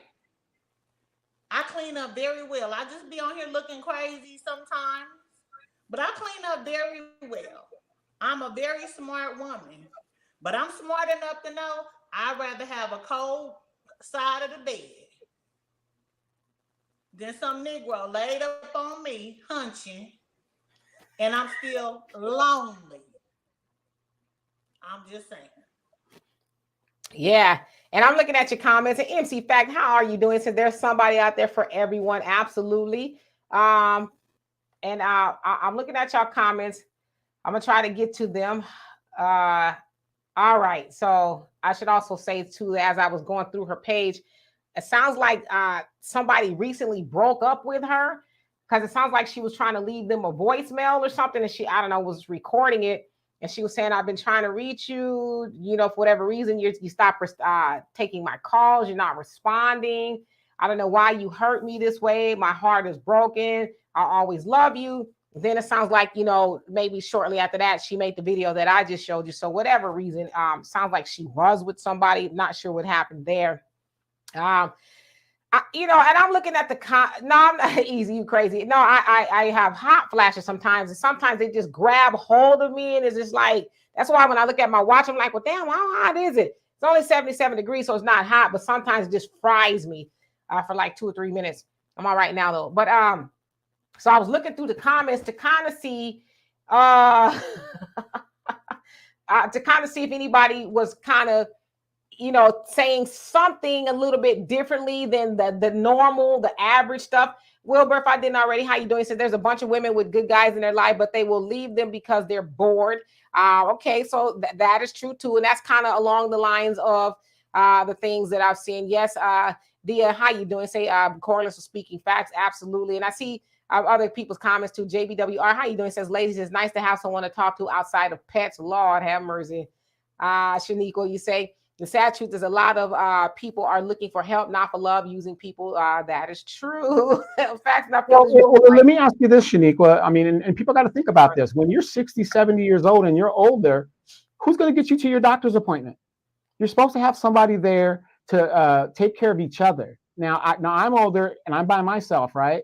And sometimes they put me under for some of my procedures. There's no guarantee I'm going to wake up. Who's going to notify my family and all this other stuff? I don't think I have the right to infringe on my children that they have to take care of me. That's bull crap. I have to take care of myself. But the thing is, I think it is a detriment for anybody to get into the later stages of life by themselves. Because who is going to get you to the doctor? Who is going to find you on that toilet like Elvis by yourself when something might happen to you? You shouldn't be, you know, doing that. We hear stories of that all the time. Big Mama fell and there was nobody there. She was down there for hours and suffered a brain damage because, you know, she went unconscious and all this other stuff. You guys can do what you want, but I think it is, I don't want to be disrespectful. I think it is crazy for you to be 60, 70 years old, having medical issues, and you're by yourself. All right, let me say this.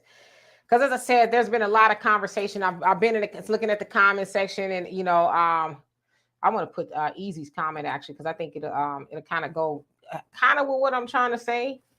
And so he says, D, sadly, a lot of people are going through the same thing. She was very brave to put it on video. She's absolutely right. And the other thing too is, I'm going to say this. A lot of times we assume that, well, what is she? And I'm not saying this about anybody in particular. I'm just saying I haven't seen anybody kind of touch on this. What is she? The general consensus is, well, what does she do? It was probably something she said. Oh, winter's coming. Oh, there's gravity. Oh, you know, all that other stuff. But the other thing is, you know, have we not considered that maybe she was doing everything she was supposed to be doing? And sometimes it's just horrible humans out there that do horrible things to nice people. Now, again, I don't know this lady's situation. I don't know anything about her other than what I've seen on TikTok. She seems like a nice lady. But we always, for whatever reason, assume that, especially for a woman, if she ain't got a man, it's something she doing. Oh, you know, get a pet. Listen, I know more men with pets than I do women. Okay. And one thing, Michael, let me bring you back. Michael, let me bring you back. I ain't put the link up for this just yet. As I said, I know a lot of more men with pets than women. And if y'all know me, I ain't really a pet person like that. So I'm not gonna be dying alone with no pets. Okay. Yeah, right. And listen, what did the old people say? When you throw a rock into the crowd, the one that hollers is the one that got hit. Okay. So, but like I said, the assumption is, oh, it's something she did. Maybe she did everything right. Maybe she was kind to a man or whatever the case is. And for whatever reason, she is by herself. And listen, he said a word right there. There's a lot of people are going through that, but they getting on the internet pretending, or as like Corliss said, they laid up in the bed with somebody just for the sake of saying they got somebody. But it's like, are you telling the whole story?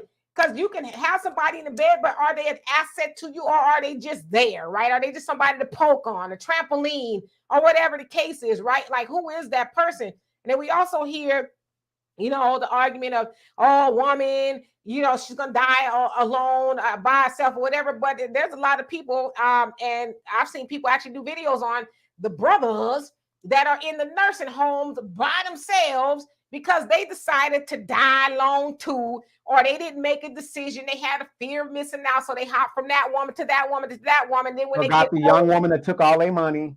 or whatever, you know, but you with the young woman, but you're not talking about Glodadine that you screwed over. Glodadine you was with at high school, but she got too old. The gravity, you know, chi-chi's dropped, and you know, you saw a nice young tenderoni, and you thought that was the optimal thing. And when your little social security check ran out, that young tenderoni ran off on you, and now you in the, you know, the nursing home, and you got, you know, Nurse Ratchet changing your diaper or whatever, when you could have stayed with Glodadine, your high school sweetheart, and you'd be all right because she loved and she cared about you and all that other stuff, but you trade her in. Now, listen, I'm not saying that that's that lady's situation, but we always think about it as, well, what does she do? Winter's coming. It must be. You don't know that lady's situation. And so the other thing to it, I want to give it a fair conversation. That's true for a lot of men too. There's a lot of men, like y'all talk about gravity. See, the one thing about on women, y'all talk about how gravity done got a hold of us or whatever the case is. As I always talk about y'all testicles, y'all sometimes sit on your balls because they done dropped. I've seen dudes sit down and like, ow, like what happened? You didn't have that problem when you was 20 and 30 years old, but then gravity got a hold of you too. So like, I think we really need to be adults about it, to have a real well-rounded conversation and stop blaming people, because that lady, the way she was crying, something tells me that she's not by herself because she's a horrible person.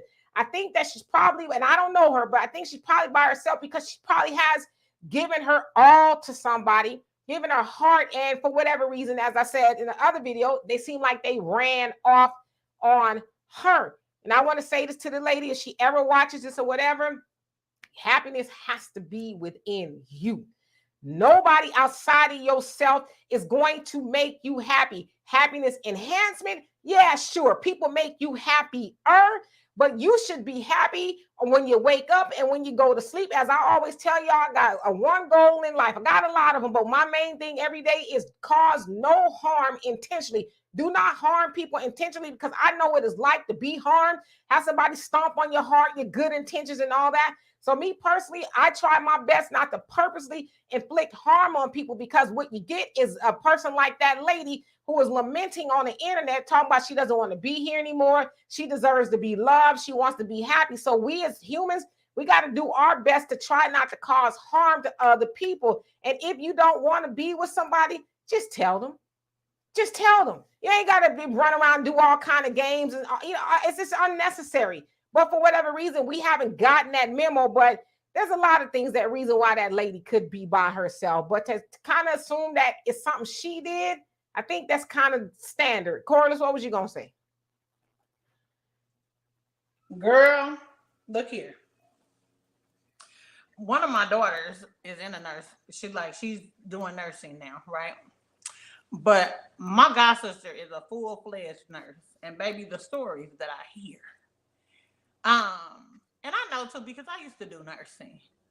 But I do know that, yeah, all of the games that some of these men be playing, and they got this one, and what you say her name is, Glodadine.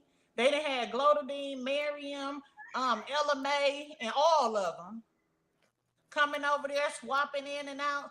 And then guess what? As soon as something happened, now you in a nursing home and ain't nobody thinking about your tail. My sister just told me that this man, I think he's, what you say, Donovan, your 60s and 70s. I think this man's 74. What you need a penile implant for? After you done had a stroke, what's working? He trying to get another stroke. Girl, first of all, she said it wouldn't even go down. So you sitting in a bed at the nursing home, and you standing up like Woody and can't get no relief and half your body paralyzed. You got to be a zip damn fool. I really don't understand. And like I said, at this age, wait a minute. First of all, let me go back. That's Michael on here. Uh-huh. Our son is. Hey, I Michael. put the link. Hey, Go ahead. Corliss. Hey, how you doing? I'm good. I just want to ask you a question. How old are you? Sure. I am 37 years old. And yeah, go ahead. You can ask me. Sorry. So at 37 years old, right? I'm 50. D might not want to tell her age. And Donovan, I'm 52. Donovan, how old are you? You a man. Okay, 73. So 33. Okay. You said what?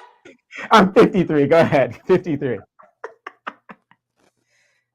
Now I just want to ask you, Michael, at 35 years old, right? And you on a panel with us golden children, we the golden children. What can you really teach us at our age that we shouldn't be sharing with you? Well, so when you say golden, when you said golden age, if you can elaborate more on that before I can answer. I'm just curious what you mean by that. That's just something between us. Like it's nothing. But I'm just saying, at our age, really, right? What can you? I'm not saying that we can never learn from you. That's not what I'm saying. So don't take this wrong, right? Sure. Right. Okay, so on a panel like this, at 30-something years old, unless you mess with women our age, or you have older friends that are Donovan's age, what can you tell us to help this lady over here? Because I don't know. Yes, I can. Yeah, so I can speak. I can somewhat speak to that because I do have a friend, or I say, let me allegedly say ex-friend. Not so she and I are talking anymore on good terms. She's 60 years old. She was very lonely for so many years. Dated, got engaged, twice. And what I learned is that, I mean, although I haven't dated myself, what I learned from her is that every time she dated different men, expectations were too high, and also wanted to be independent. Didn't want to be controlled by men. So the only thing I could say is that that women want to be independent, for so long. And I say this to women in general. I know like some older women don't want to hear my advice because they tell me that, oh, you have not been married before, you haven't dated before, so you don't know what it takes. But based on research and evidence, studies show that when men and women communicate early on their flaws, what are their dislikes and likes in a relationship, how should they move forward, how should they think, it really helps. But when they have these issues early on and then they can't resolve, so it's really hard to maintain a relationship. And that's why some women are finding difficulties, are finding it difficult to get to have partners or to get married. And so some older women are resorting to getting a pets as a replacement, which happens in my friend's case, who's gonna be, I mean, ex-friend, who's gonna be turn 6 years old next month. Okay, so hold on, y'all, That's because I got the. sorry. Hold on, Mike. Sorry. Did you say you've never dated? I attempted to date a couple times. Unfortunately, the girl I wanted dated, this was in school. She turned me down. But then there's the other one that I liked, but I didn't tell her. She was my ex co-worker, and she happens to be twice my age. Sorry, I know it's a lot of information. Oh no, I got. You kind of glitching up a little bit there, Courtney. You kind of froze up a little bit. I'm 50. I dated 2 younger guys in a lifetime, and I would never do it again. One of them I'm very good friends with, and that's all we'll probably ever be. But if you were, you said it was your previous friend. Well, What I have kind of two. friendship did y'all have? Because what your Well, I have friend is two. giving from the little conversation that you just said, Mhm. I don't think she wanted no company. Because how often did you talk to her? You mean the one who's twice my age, right? Because I had two female, or I had Yeah. two female. Okay. Yeah. How old is your mother? Um, my mom is 65 years old. Okay, so your mother is 65 years old. You're talking to Mhm. a woman twice your age. Are you looking for a mother figure? Like I'm confused because Okay. either you finna give her some money, you finna lay down some good pipe, you got some good head, or you got a lot of money. That's the only Um, thing older women is looking for from somebody that's young, because they not gonna marry no young one unless they got a lot of good something.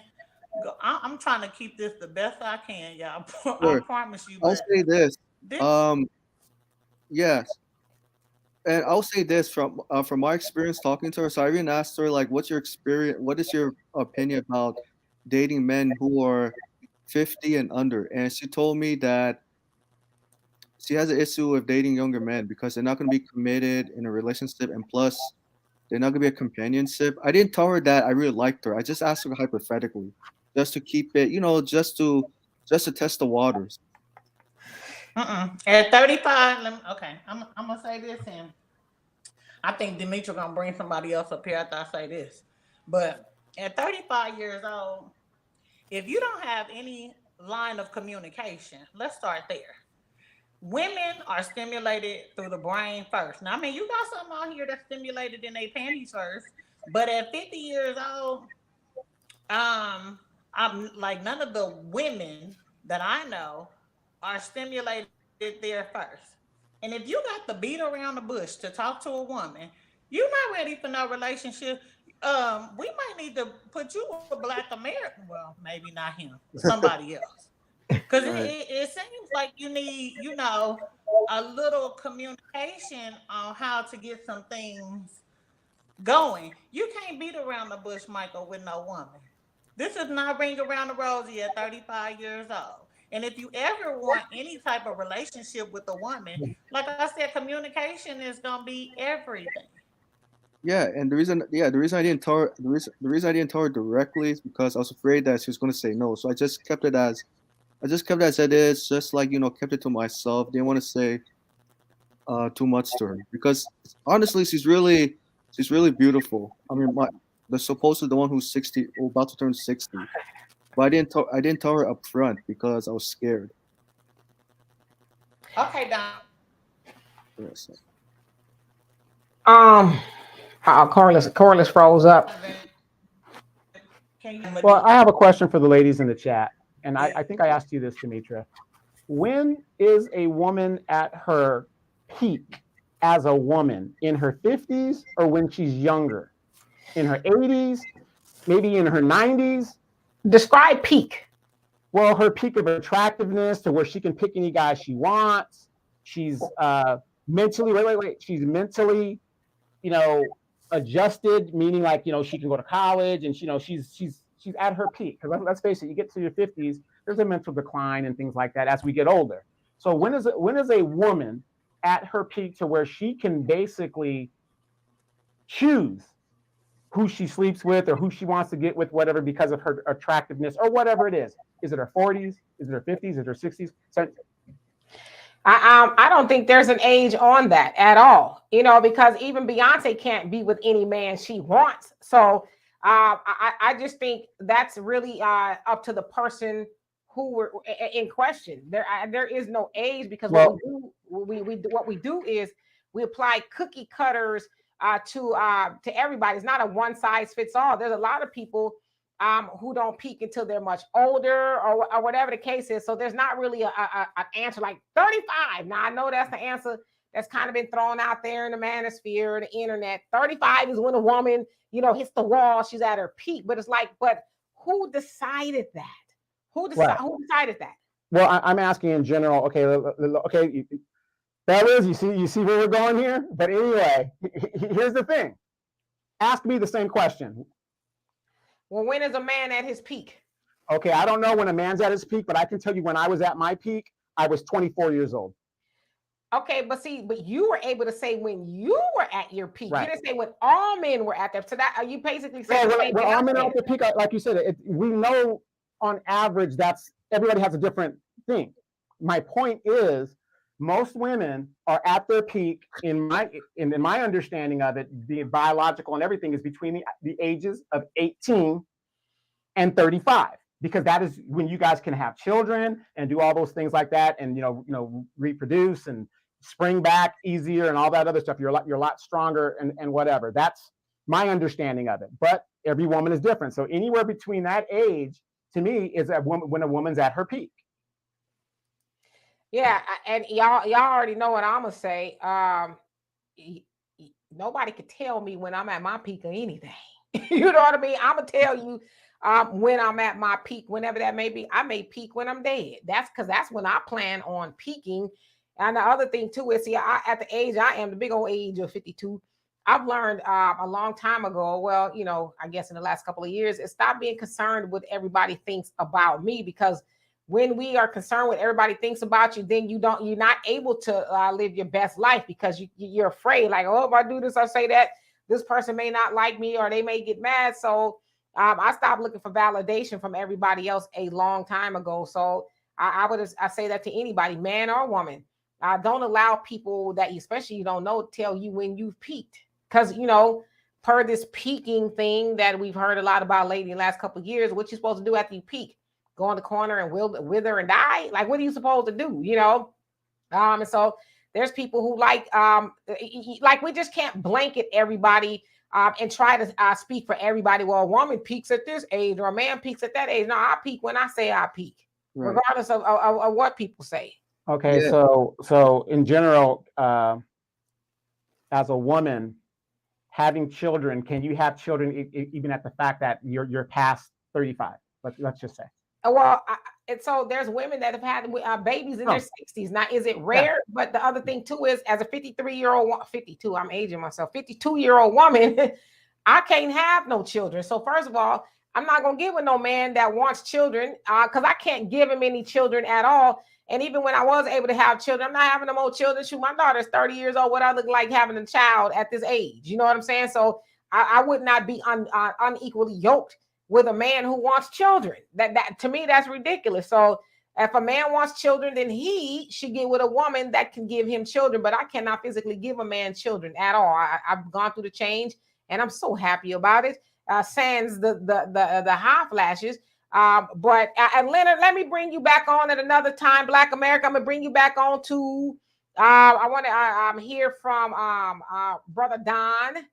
As well. I'm gonna try to get some more conversations going on here because I already know what's gonna happen. Brother Don, how you doing? I think Brother Don took off for a minute, but Leonard and Black America, let me bring y'all back on at another time. I want to try to bring some other people up here that may want to. Yes, you, brother. I love you though, Leonard. Y'all can't see him, but I can see him. He like, what? I see you, Black America.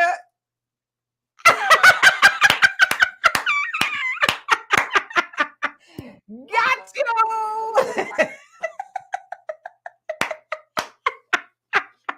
I see you. I'm the only one that can see you. I can't hear you. All right, okay, hold on. Y'all stay right there. Stay right there. Leonard and Black America. I'm going to give y'all a minute to say what y'all got to say. And Thunder, you say, I'm laughing at the testicle joke. The idea of hitting it from the back and the testicles are slapping her stomach and hitting him in the back. That's your testimony. It's your testimony.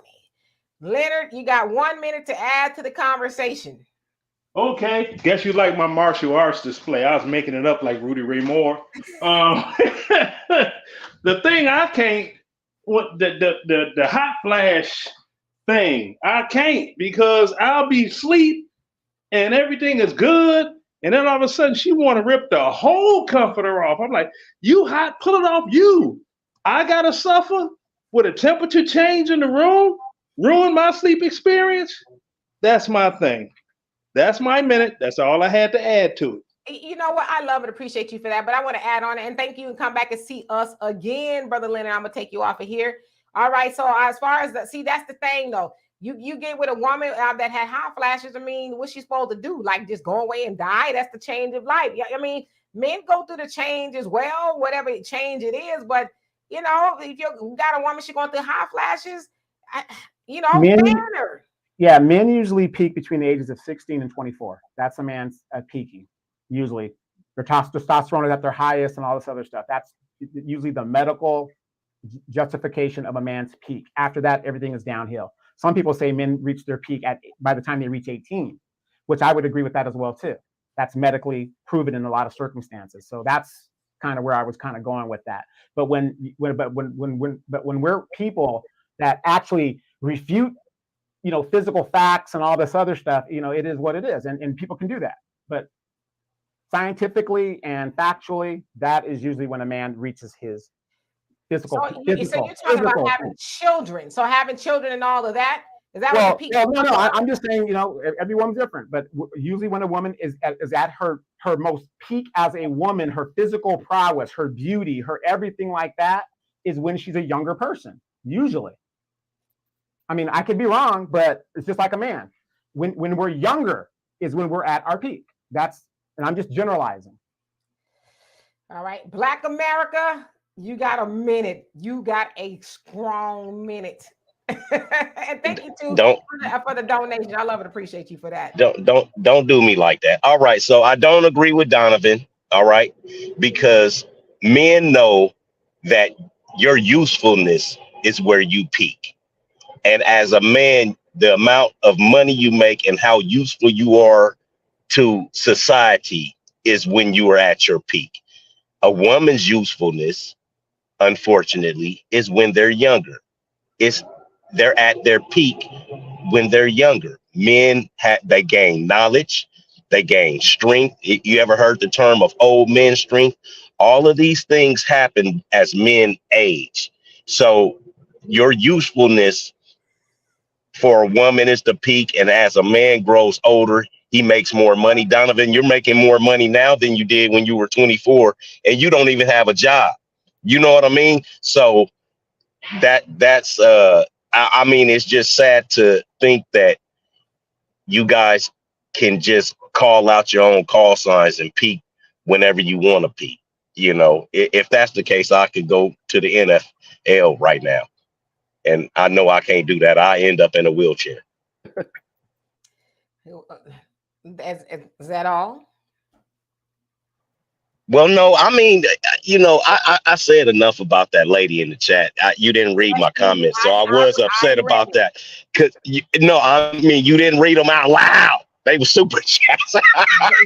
you didn't. But I mean, so my parents were married for 40-something years. Okay, I don't feel sad for her at all, and this is the reason why.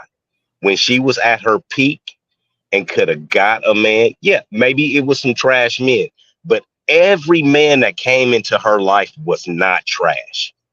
It was some man that was right for her or right to her at one point, at one time or another. They always say women are graded by the men they can keep, and men are graded by the women that they can get.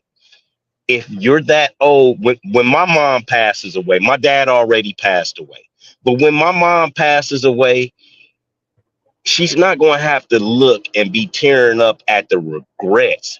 Her tears are probably going to be of, look at all of these grandkids and great grandkids and all of this other crap that I had to deal with a crazy but grandfather and all of those things.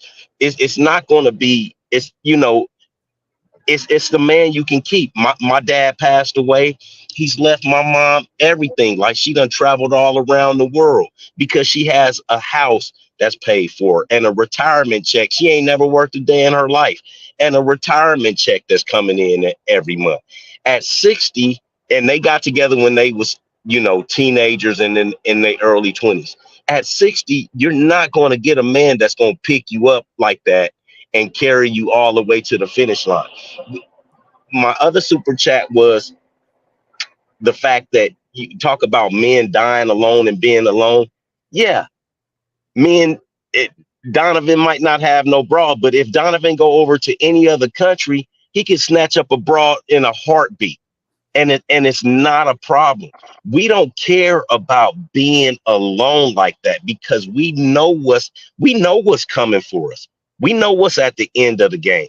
You only see women on here crying about being alone or being sad and lonely and things like that, which is unfortunate and it's sad. But because you guys, as women, you guys like to be more in community. Y'all like talking and fellowshipping with each other, which is cool. I dig it.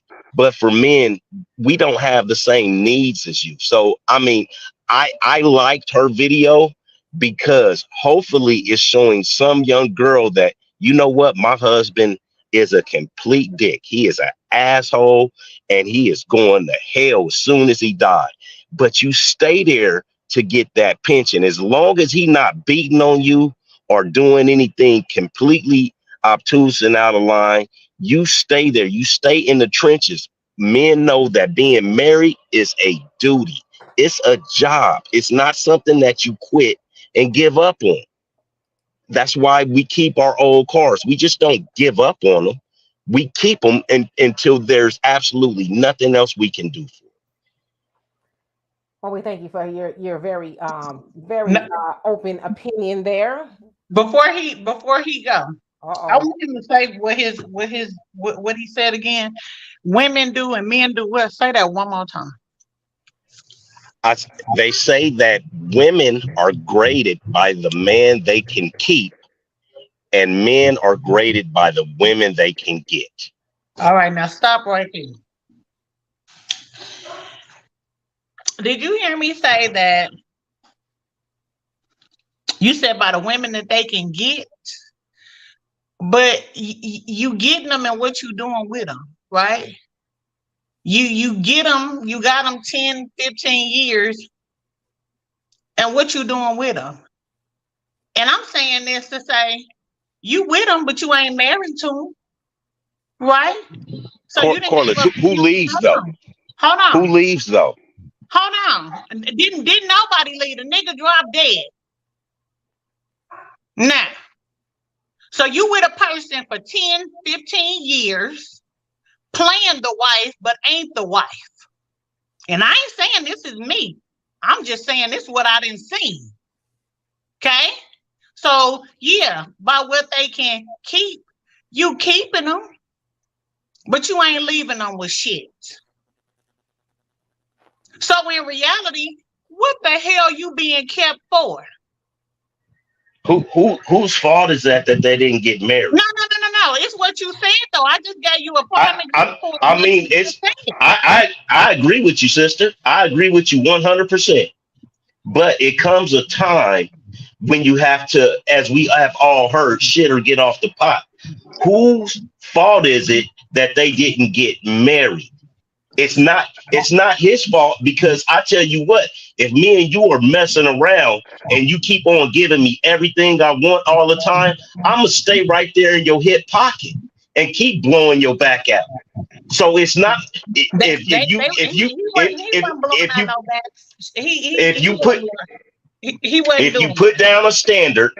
you put down a standard, I have to go by your standard. And once I get in pocket with you, Corliss, I'm not leaving your side. I'm not going to leave. You see what I mean? That's not how we get down. You would have to do something really egregious to make me leave. I'm not leaving your side just because I got men in my men's group that haven't had sex in 2 years, and they don't even think about leaving their woman. So the men aren't leaving. It's the women that leave, but you have to have a standard and a precedent for the men to follow and then marry you. All right. So let me get in here. Let me actually let Brother Don, how are you doing? Can you hear me? Brother Don? There you go. There we go. Okay. All right. That was a very sad video. Very sad. I felt really bad for the woman. The problem that we have today is we have no empathy. I mean, I don't know what got that woman to the point she's at. I know that I'm single, and being lonely and being alone are two different things. Now I have a cute little dog, and that wasn't because I was alone. He's just a cute little dog, and I had a guy open the jacket and said, "Hey, you want to buy a puppy?" And he was so cute. I didn't even think about it because my place didn't even allow pets, but we worked it out. So he'll be 12 years old this month. Anyway, we all make choices in life, and those choices have consequences. And I just, I think it's a cop out, and I think it's wrong to point the finger because you really don't know that person's life. My mother was looking for the same thing this woman was looking for, and she passed without, a significant other. She wasn't alone, but she passed without a significant other and didn't have that opportunity to get what so many people have an opportunity.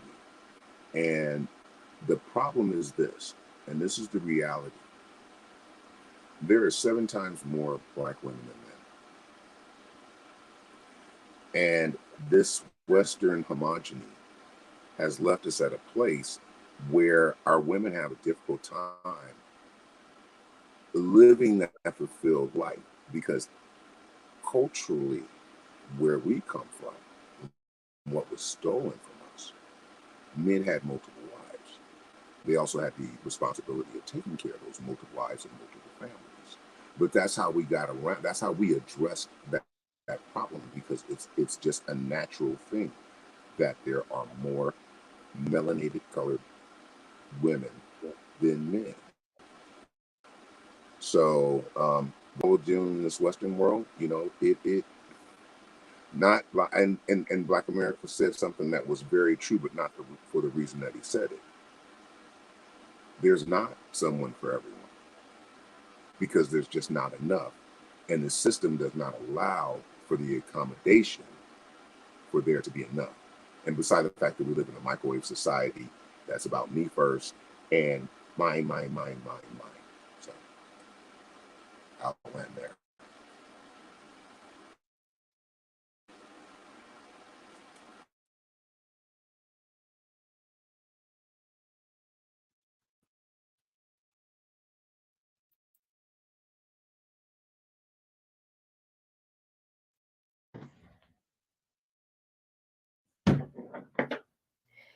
Y'all sit up here, let me talk and just run my mouth and stuff. Y'all heard me and stuff. I said I am most certainly reading the comments and I'm, listening to everybody as best I can. I did not, and I see somebody in the comment section saying, is this a gender war? No, it's not a gender war. It's most definitely an important conversation that we need to have. You guys who have followed this show for a while, I'm one of those people. I like to I'd like to be logical and think about things from all angles. I don't like to just kind of go for what some would say the obvious low hanging fruit, because as I said with that woman, Brother Don, you're exactly right. There's not a lot of compassion. As I said, I saw a lot of videos of people dog piling and jumping on her. Or we know why she's single and all that other stuff. But as I said too, a lot of times you don't know what that lady has gone through. And I saw Facts Not Feeling. You said, "Oh, don't turn this around on men." Nobody's turning this around on men. But I think it would be disingenuous to have a conversation that denotes that it's only women that will find themselves with, pets and by themselves. Like I said, I know more men with pets and are single, then I ain't saying nothing about you, Donovan. I know more men with pets by themselves than I do women. So it's like, at some point in time, we just got to kind of use some common sense. But I think at the end of the day, and Brother Don, you're right. Black women do outnumber Black men.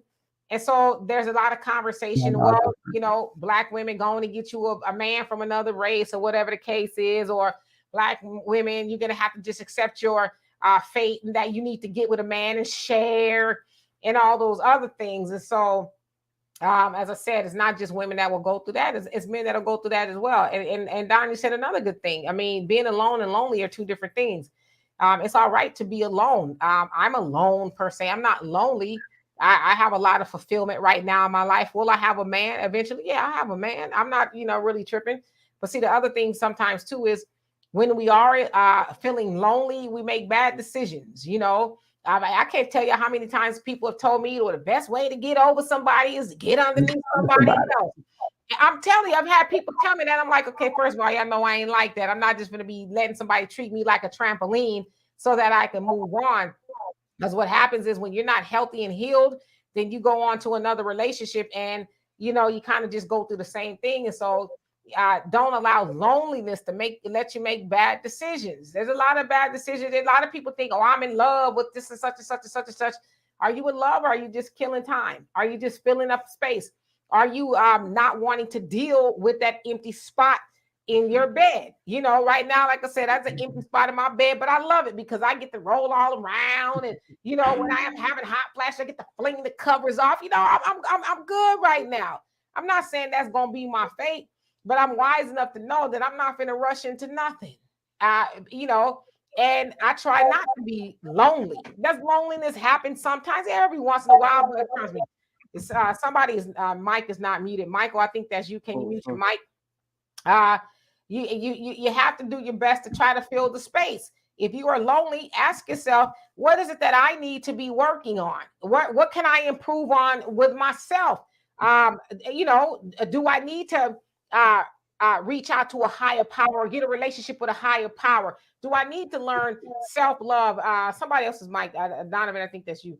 Do I need to learn self-love? Do I need to take care of myself more? Like, do I need to go to therapy? Do I need to heal? So there's a lot of things that we personally need to work on. But when I saw that lady, I felt like a lot of y'all, I felt sad, not because I'm projecting that on myself. I know that I'm not going to be lonely or whatever the case is, but I felt sad for her because that's the case for a lot of people, men and women. And as I can't remember who it was that said it, it's very brave of her to get on there and say, I'm sad because I'm alone, or I want to be with somebody. I'm pretty to somebody. So obviously somebody's maybe said something about her looks, or whatever the case is, but she ain't the only one. And there's a lot of dudes on the internet too. Ha ha ha ha ha ha ha ha. He. But show us a picture of you and your boo thing. Where you and your boo thing at? You know what I'm saying? Where your woman at? Why you sit up and pointing the finger? So I don't know. One of my favorite sayings is there, but for the grace of God, there go I. I don't like to make fun of people or all that because it could be me, whatever situation is. So I thank God that that's not my situation. But my hope and prayer for her is that she gets some self-esteem. And she says, well, even if I do die alone, I lived a great life. I lived a great life. As I was telling somebody earlier today, I like to travel. Now, if I had a man in my life, I probably wouldn't travel as much, or I hope that he would travel with me, right? But I made a joke and said, right now, traveling is my man. You know what I mean? That's what I do, to kind of fill the void. I go do things or whatever. So I have a sense of fulfillment. But we got to get a sense of fulfillment personally before we try to get with somebody else and say, okay, before I met you, I was unhappy. I was not complete. I hate when people say that. Oh, you complete me. Well, first of all, I don't want to complete you. I need you to come to me completed already, because when you tell me I complete you, that means that any time I say or do something that's not pleasing to you, then you're going to attach your happiness to me, and we're not going to get along. It's a lot to that. So try to be a whole, healed human on your own. That way, when you do get in a relationship, you're an enhancement. You're not You're not a crutch to somebody. Does it make sense? Corliss, I'm going through a hot flash again. Girl, have all the flashes you want to. Ain't nobody worried about these folks here. They gonna need a flash too this winter when that cold hit them.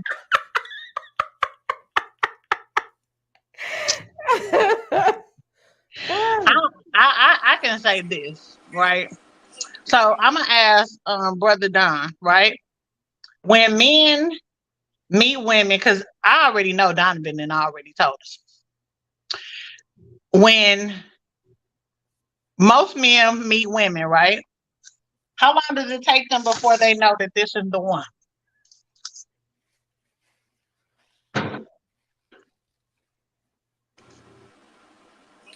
It's generally the way that I've experienced in life. 6 months is usually the point. Sometimes it's a little more, sometimes it's a little less. But by 6 months whether or not you want to go further with this individual. And if that's not the feeling, you need to let that person know before they attach. Because see, once people get comfortable, it's hard to get out of that just having that warm body next to you. And so I think in my experience, that's what it's been, And I'm self-selected celibate since 2015 or 14. And I'm gonna turn my camera on because see, some folks might think, oh, well, that's because he's a mud duck. Oh, not at all. Not at all. Not at all. Oh, I think are you on mute? Yeah, you muted yourself. Hold on. You muted yourself. Uh-oh. I can't unmute him. That's what happens when you slide across. Yeah, that's what happens when you slide across the little board with this sensitive keyboard I have. But yeah, no, I mean, it's like if I wanted to, I could go out and I can pull them little 20-year-olds. So that's not what I want to do. There's too much that has to do with that and the plans that I have for my life. Because I have the freedom to do what I want to do. Because I don't have any children and I've never been married. Now I've been doing what I want to do around the world, okay, in different countries. And so, that's never a thing. But the reality is, with everything that's going on out there, how much do you value yourself? Am I willing to have this couple hours of fun in exchange for a death sentence? And for me, that's one of the reasons. Because if we look at the rate of infections in our community, they've been nothing but on the uptick. And, a hard head makes a soft understanding. So for me, since I'm leaving anyway, any perspective I'm going to be looking for is going to be where I'm at. And so for me, there's no sense in trying to get something started here because I'm not taking with you. I'm not taking you with me. I'm not bringing no sand to the beach. It's about really for me restarting over with a different kind of culture and a different kind of mindset. Because in all honesty, finding one in America is looking for a diamond in the rough. It really is. There's going to be something like, you're not going to get everything you want. And I'm not saying you should settle. But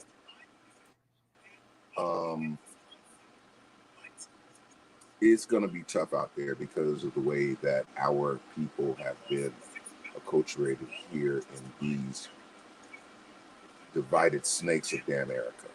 And I'm going to land there. And Thunder, you say, let me see, Brother Don, if I can have you mute your mic. Thunder, you say there's a certain coldness that many men accept, and that's you're on your own and no one truly cares about you unless you're able to provide and produce, and even then there's no guarantee. I've heard a lot of men say that, and as I always say to y'all, I'm very sorry that y'all feel that way and that that's happened to you, and I don't want to discount your experience. I will take you at your word, but see, I'm one of those people, and most of the men that I've been with will tell you, I that wasn't me. I cared very deeply for the men that I was with, and in retrospect, sometimes I wonder, did I care for them too much? You know what I mean? Because I did everything that I was supposed to do, cared and loved them, and just did what I thought was best. And none of them will ever tell you that I was a bad person. In fact, I ain't gonna say who, but one of my exes just passed word to me that if I want to go back to California, they would help buy me a house. So if you ain't good to people, you know what I'm saying, you're not a good person. People don't offer to do those things. So I could go back to California when I want to go back. I just want now is this person married right now, or is that person single? They are single. They are not married. Yes. Okay. So I'm gonna put it on out there like that. Now Donovan know better. Right. Donovan. Well, no. I mean, you gonna get a space. We're talking about Demetra. No, exactly. No. But what I'm saying is, a lot of people will pick that up, like, oh well, no matter what the man is, he's gonna, do this because out of the goodness of his heart. We all know a married man isn't gonna do that. We all know that. We gonna say this one more time, Donovan. We talking about Demetra. Okay. Yeah, I don't mess with people husbands. She don't play. We don't play like that. No. But you got to remember, just because somebody's married doesn't mean they're a bad person. That they can still help out if they want to help out. But I'm just trying to get to the point of, here's a single man willing to take his resources and help Demetra out. And I guess the point that I was making to that is, and I was actually, I think, was it Thunder that made the comment? I think it was that, men typically aren't cared about it. And like I said, I take y'all word for it, but that has never been my situation. It's never been my situation where I dogged a man out, cheated on him, took his money. That's just never been me. Like, I'm one of those people, when I get in a relationship, I am all in. But, listening to some of the older women, they like, well, you was the fool. You sometimes with some, and I'm just telling you what I've heard. I'm not saying it's true, that you can't be all in with men. They tend to like the women that I can't help you. I don't know what you want me to do about it. Those are the ones they stay loyal to. But the women that are resourceful, that loves you, make sure you're gonna go to work with something to eat, come home with something to eat, and all of that. Those are the ones that kind of get, the short end of the stick. So. But I'm just telling y'all that's never been my situation. And no man on the planet will ever tell you that Demetra did me dirty in no way, shape, or form. It ain't gonna happen. So I'm just putting it out there. In fact, my feelings to say, it's been my experience. Women have lots of couple of hours of fun, then want you to settle down with them and take care of them. I mean, yeah, that's true too. But and Brother Don, I love that you said that you're celibate, because I like to hear that from men. Because I know there's a lot of men that are celibate. You just don't hear a lot of men say that often. But I think celibacy, there's nothing wrong with it. I know, especially today. Kicked her out the park.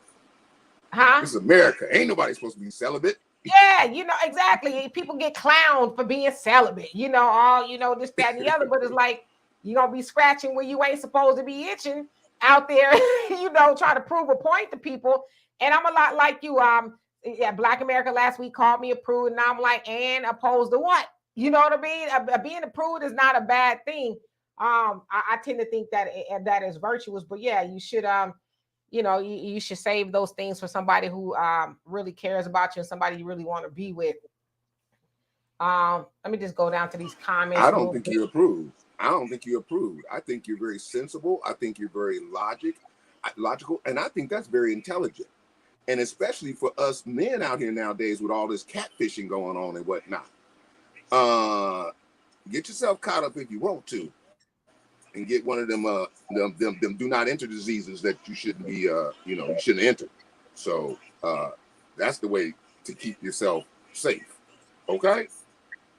Yeah, no, absolutely. And I think we need to speak about, celibacy more, because as I said, a lot of people just hopping into bed with people and then they call that a relationship. It's like, do you have a relationship, or you just have a partner that you just rolling around in a bed with? Because the same person that I'm giving my goods to, I want to be able to depend on them for stuff, not even just material stuff, but just everything, right? I don't want to just be a go-to when you're feeling kind of randy, as they would say in some countries, or whatever the case is. So a lady, you say men that say it's American women, it used to be black women, now it's American women. Oh Lord.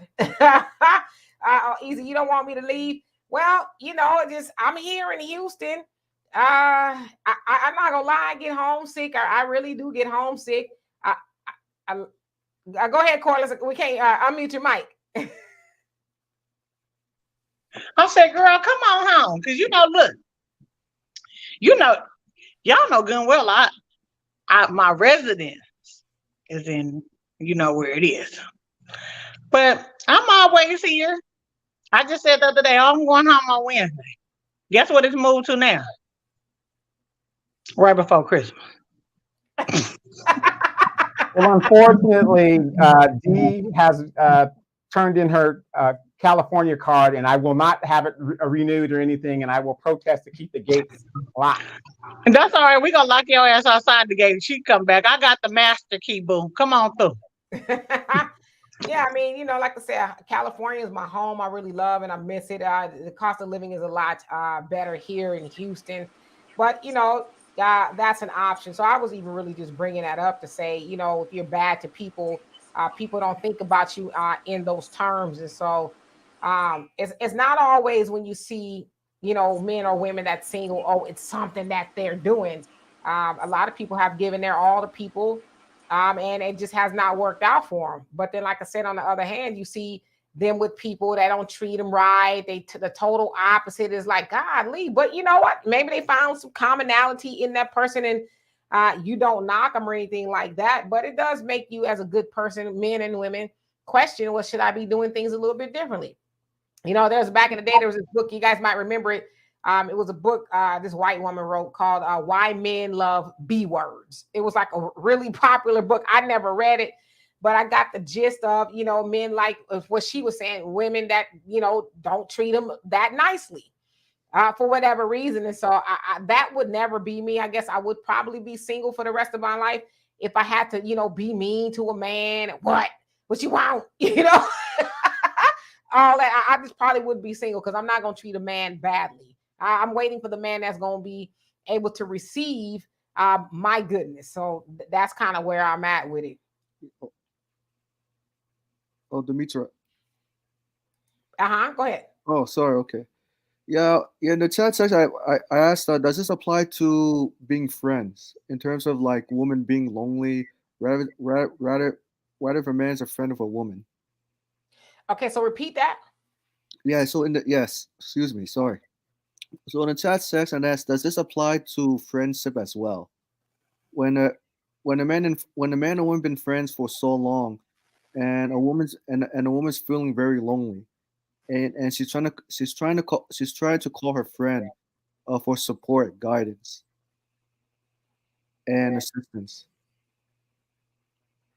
I guess I'm trying to understand your question. You're saying, so does what exactly apply to friends? Well, like what we saw in the video earlier today, with the woman who was crying, being lonely.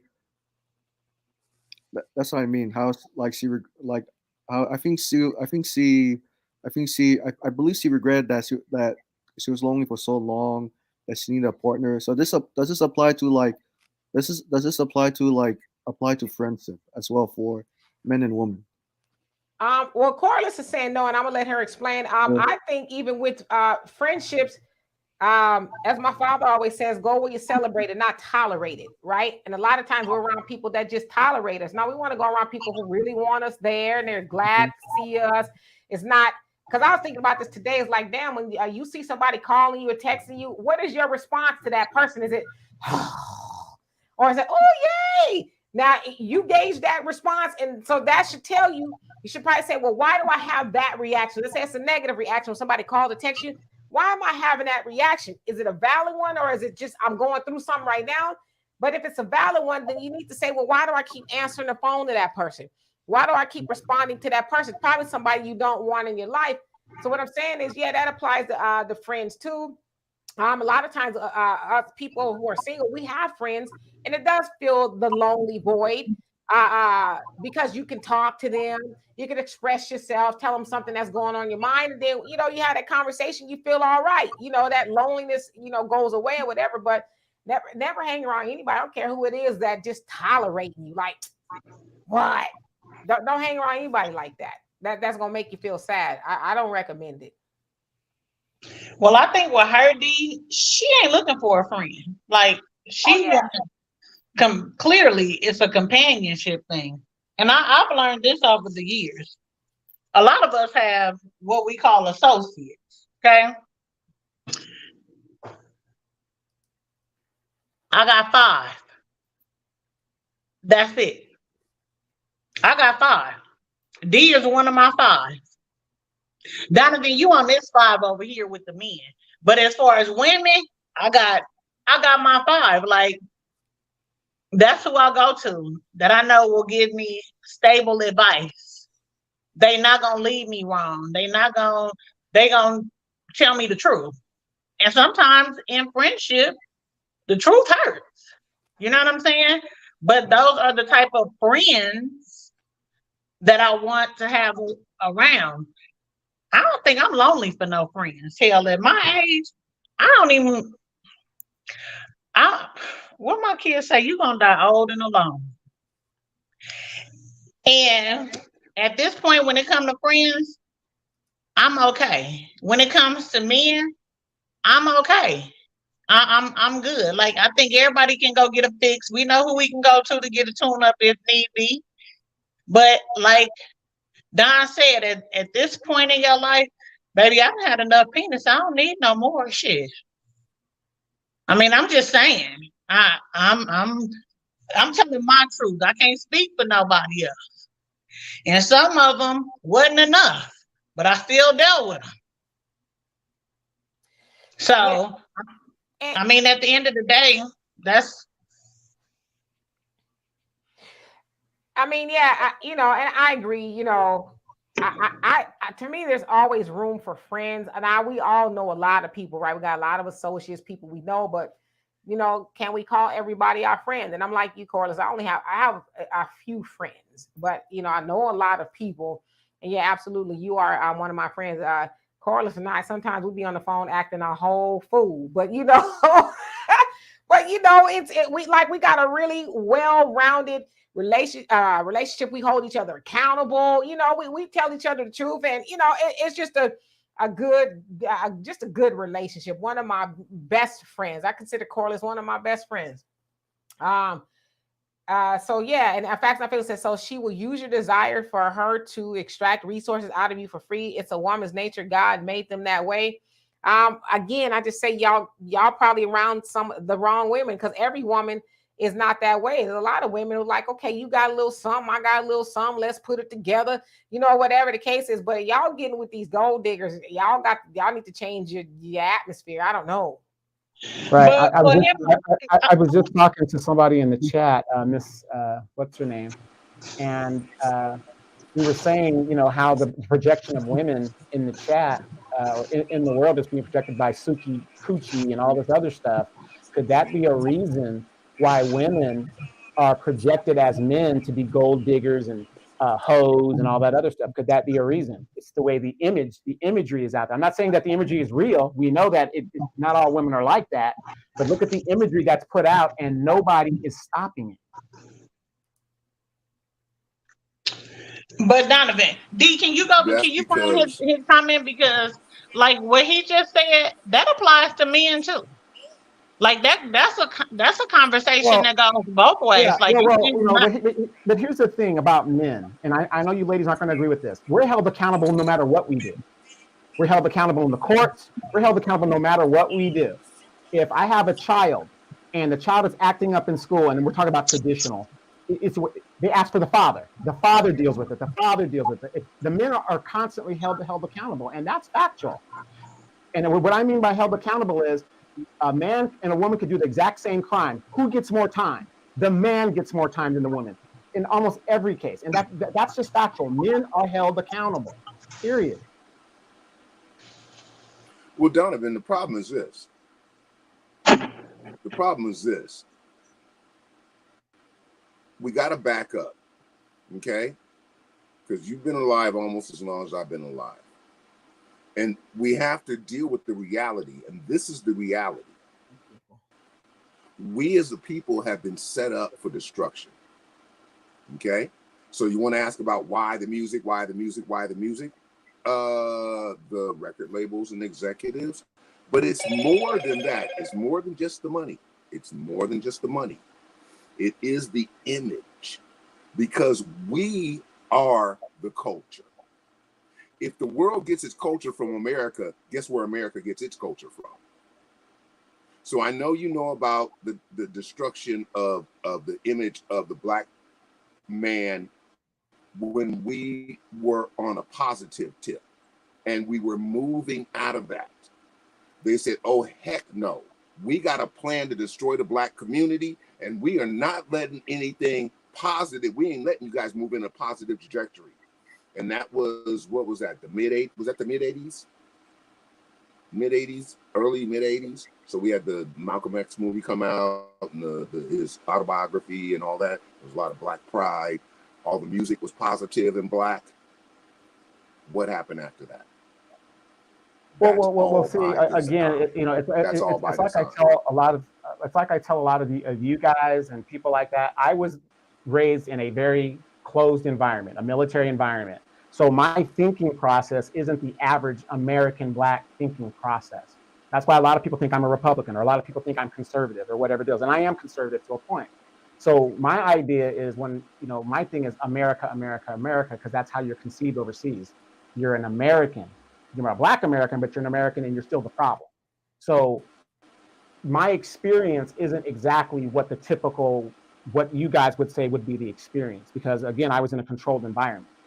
We weren't allowed to have gangster rap on Armed Forces Radio Network, and we weren't allowed to see videos. Matter of fact, when the Cosby Show was so popular, Dimitri will tell you this, I never watched an episode of the Cosby Show. No, I get that completely. Because it wasn't shown. See, so my perspective is a little bit different. I'm not making it as an excuse. I'm just giving you guys an idea of why I think the way I think.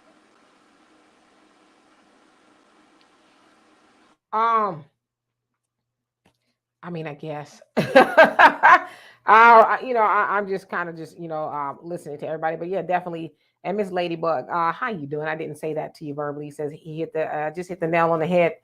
They push agendas. So absolutely. And I also hear that argument as far as men being held accountable more than women. I mean, I guess maybe in some instances, but yeah, women are held accountable, especially black women. Black women are held accountable. To what degree, I'm not quite sure. But as I was saying too, at the end of the day, the goal is to get the black woman and the black man together, because we are doomed without that. We need each other to build a nation. It's just a fact. So, oh, Brother Don, you fell off. Let me put you on mute. Yeah, I'm back. Okay, I'll put you on mute. Okay, there you go. So yeah, we have to be cognizant of that. So let me go ahead and get into the comments. And Brother Will, thank you for joining us.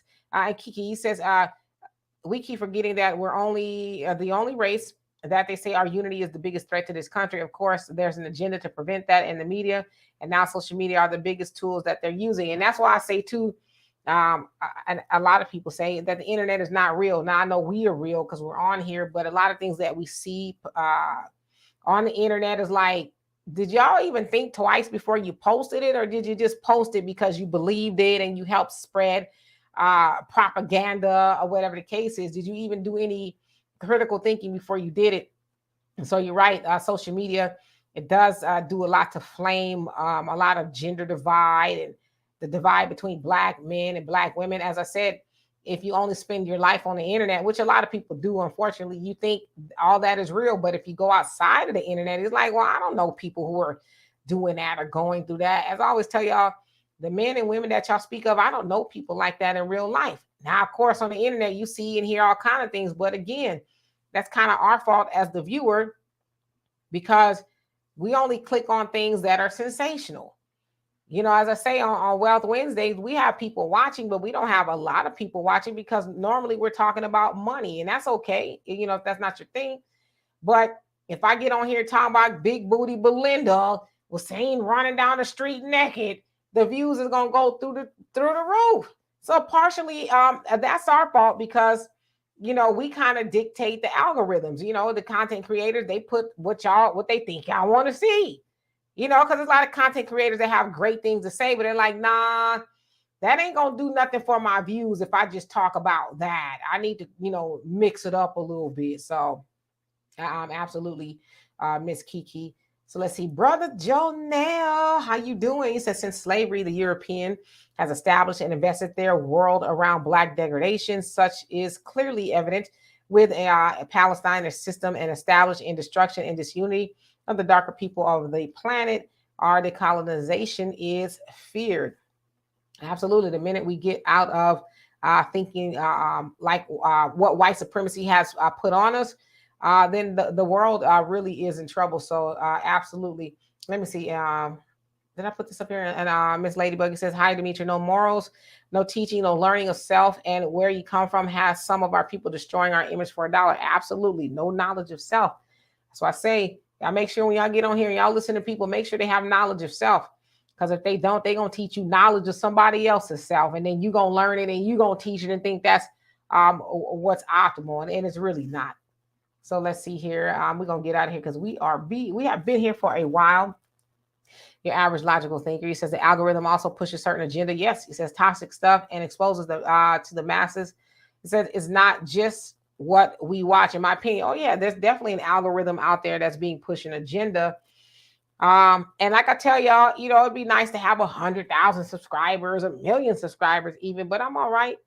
And I'm not saying that I wouldn't like to have more, but if you guys show up every week and we have this conversation, that's good for me.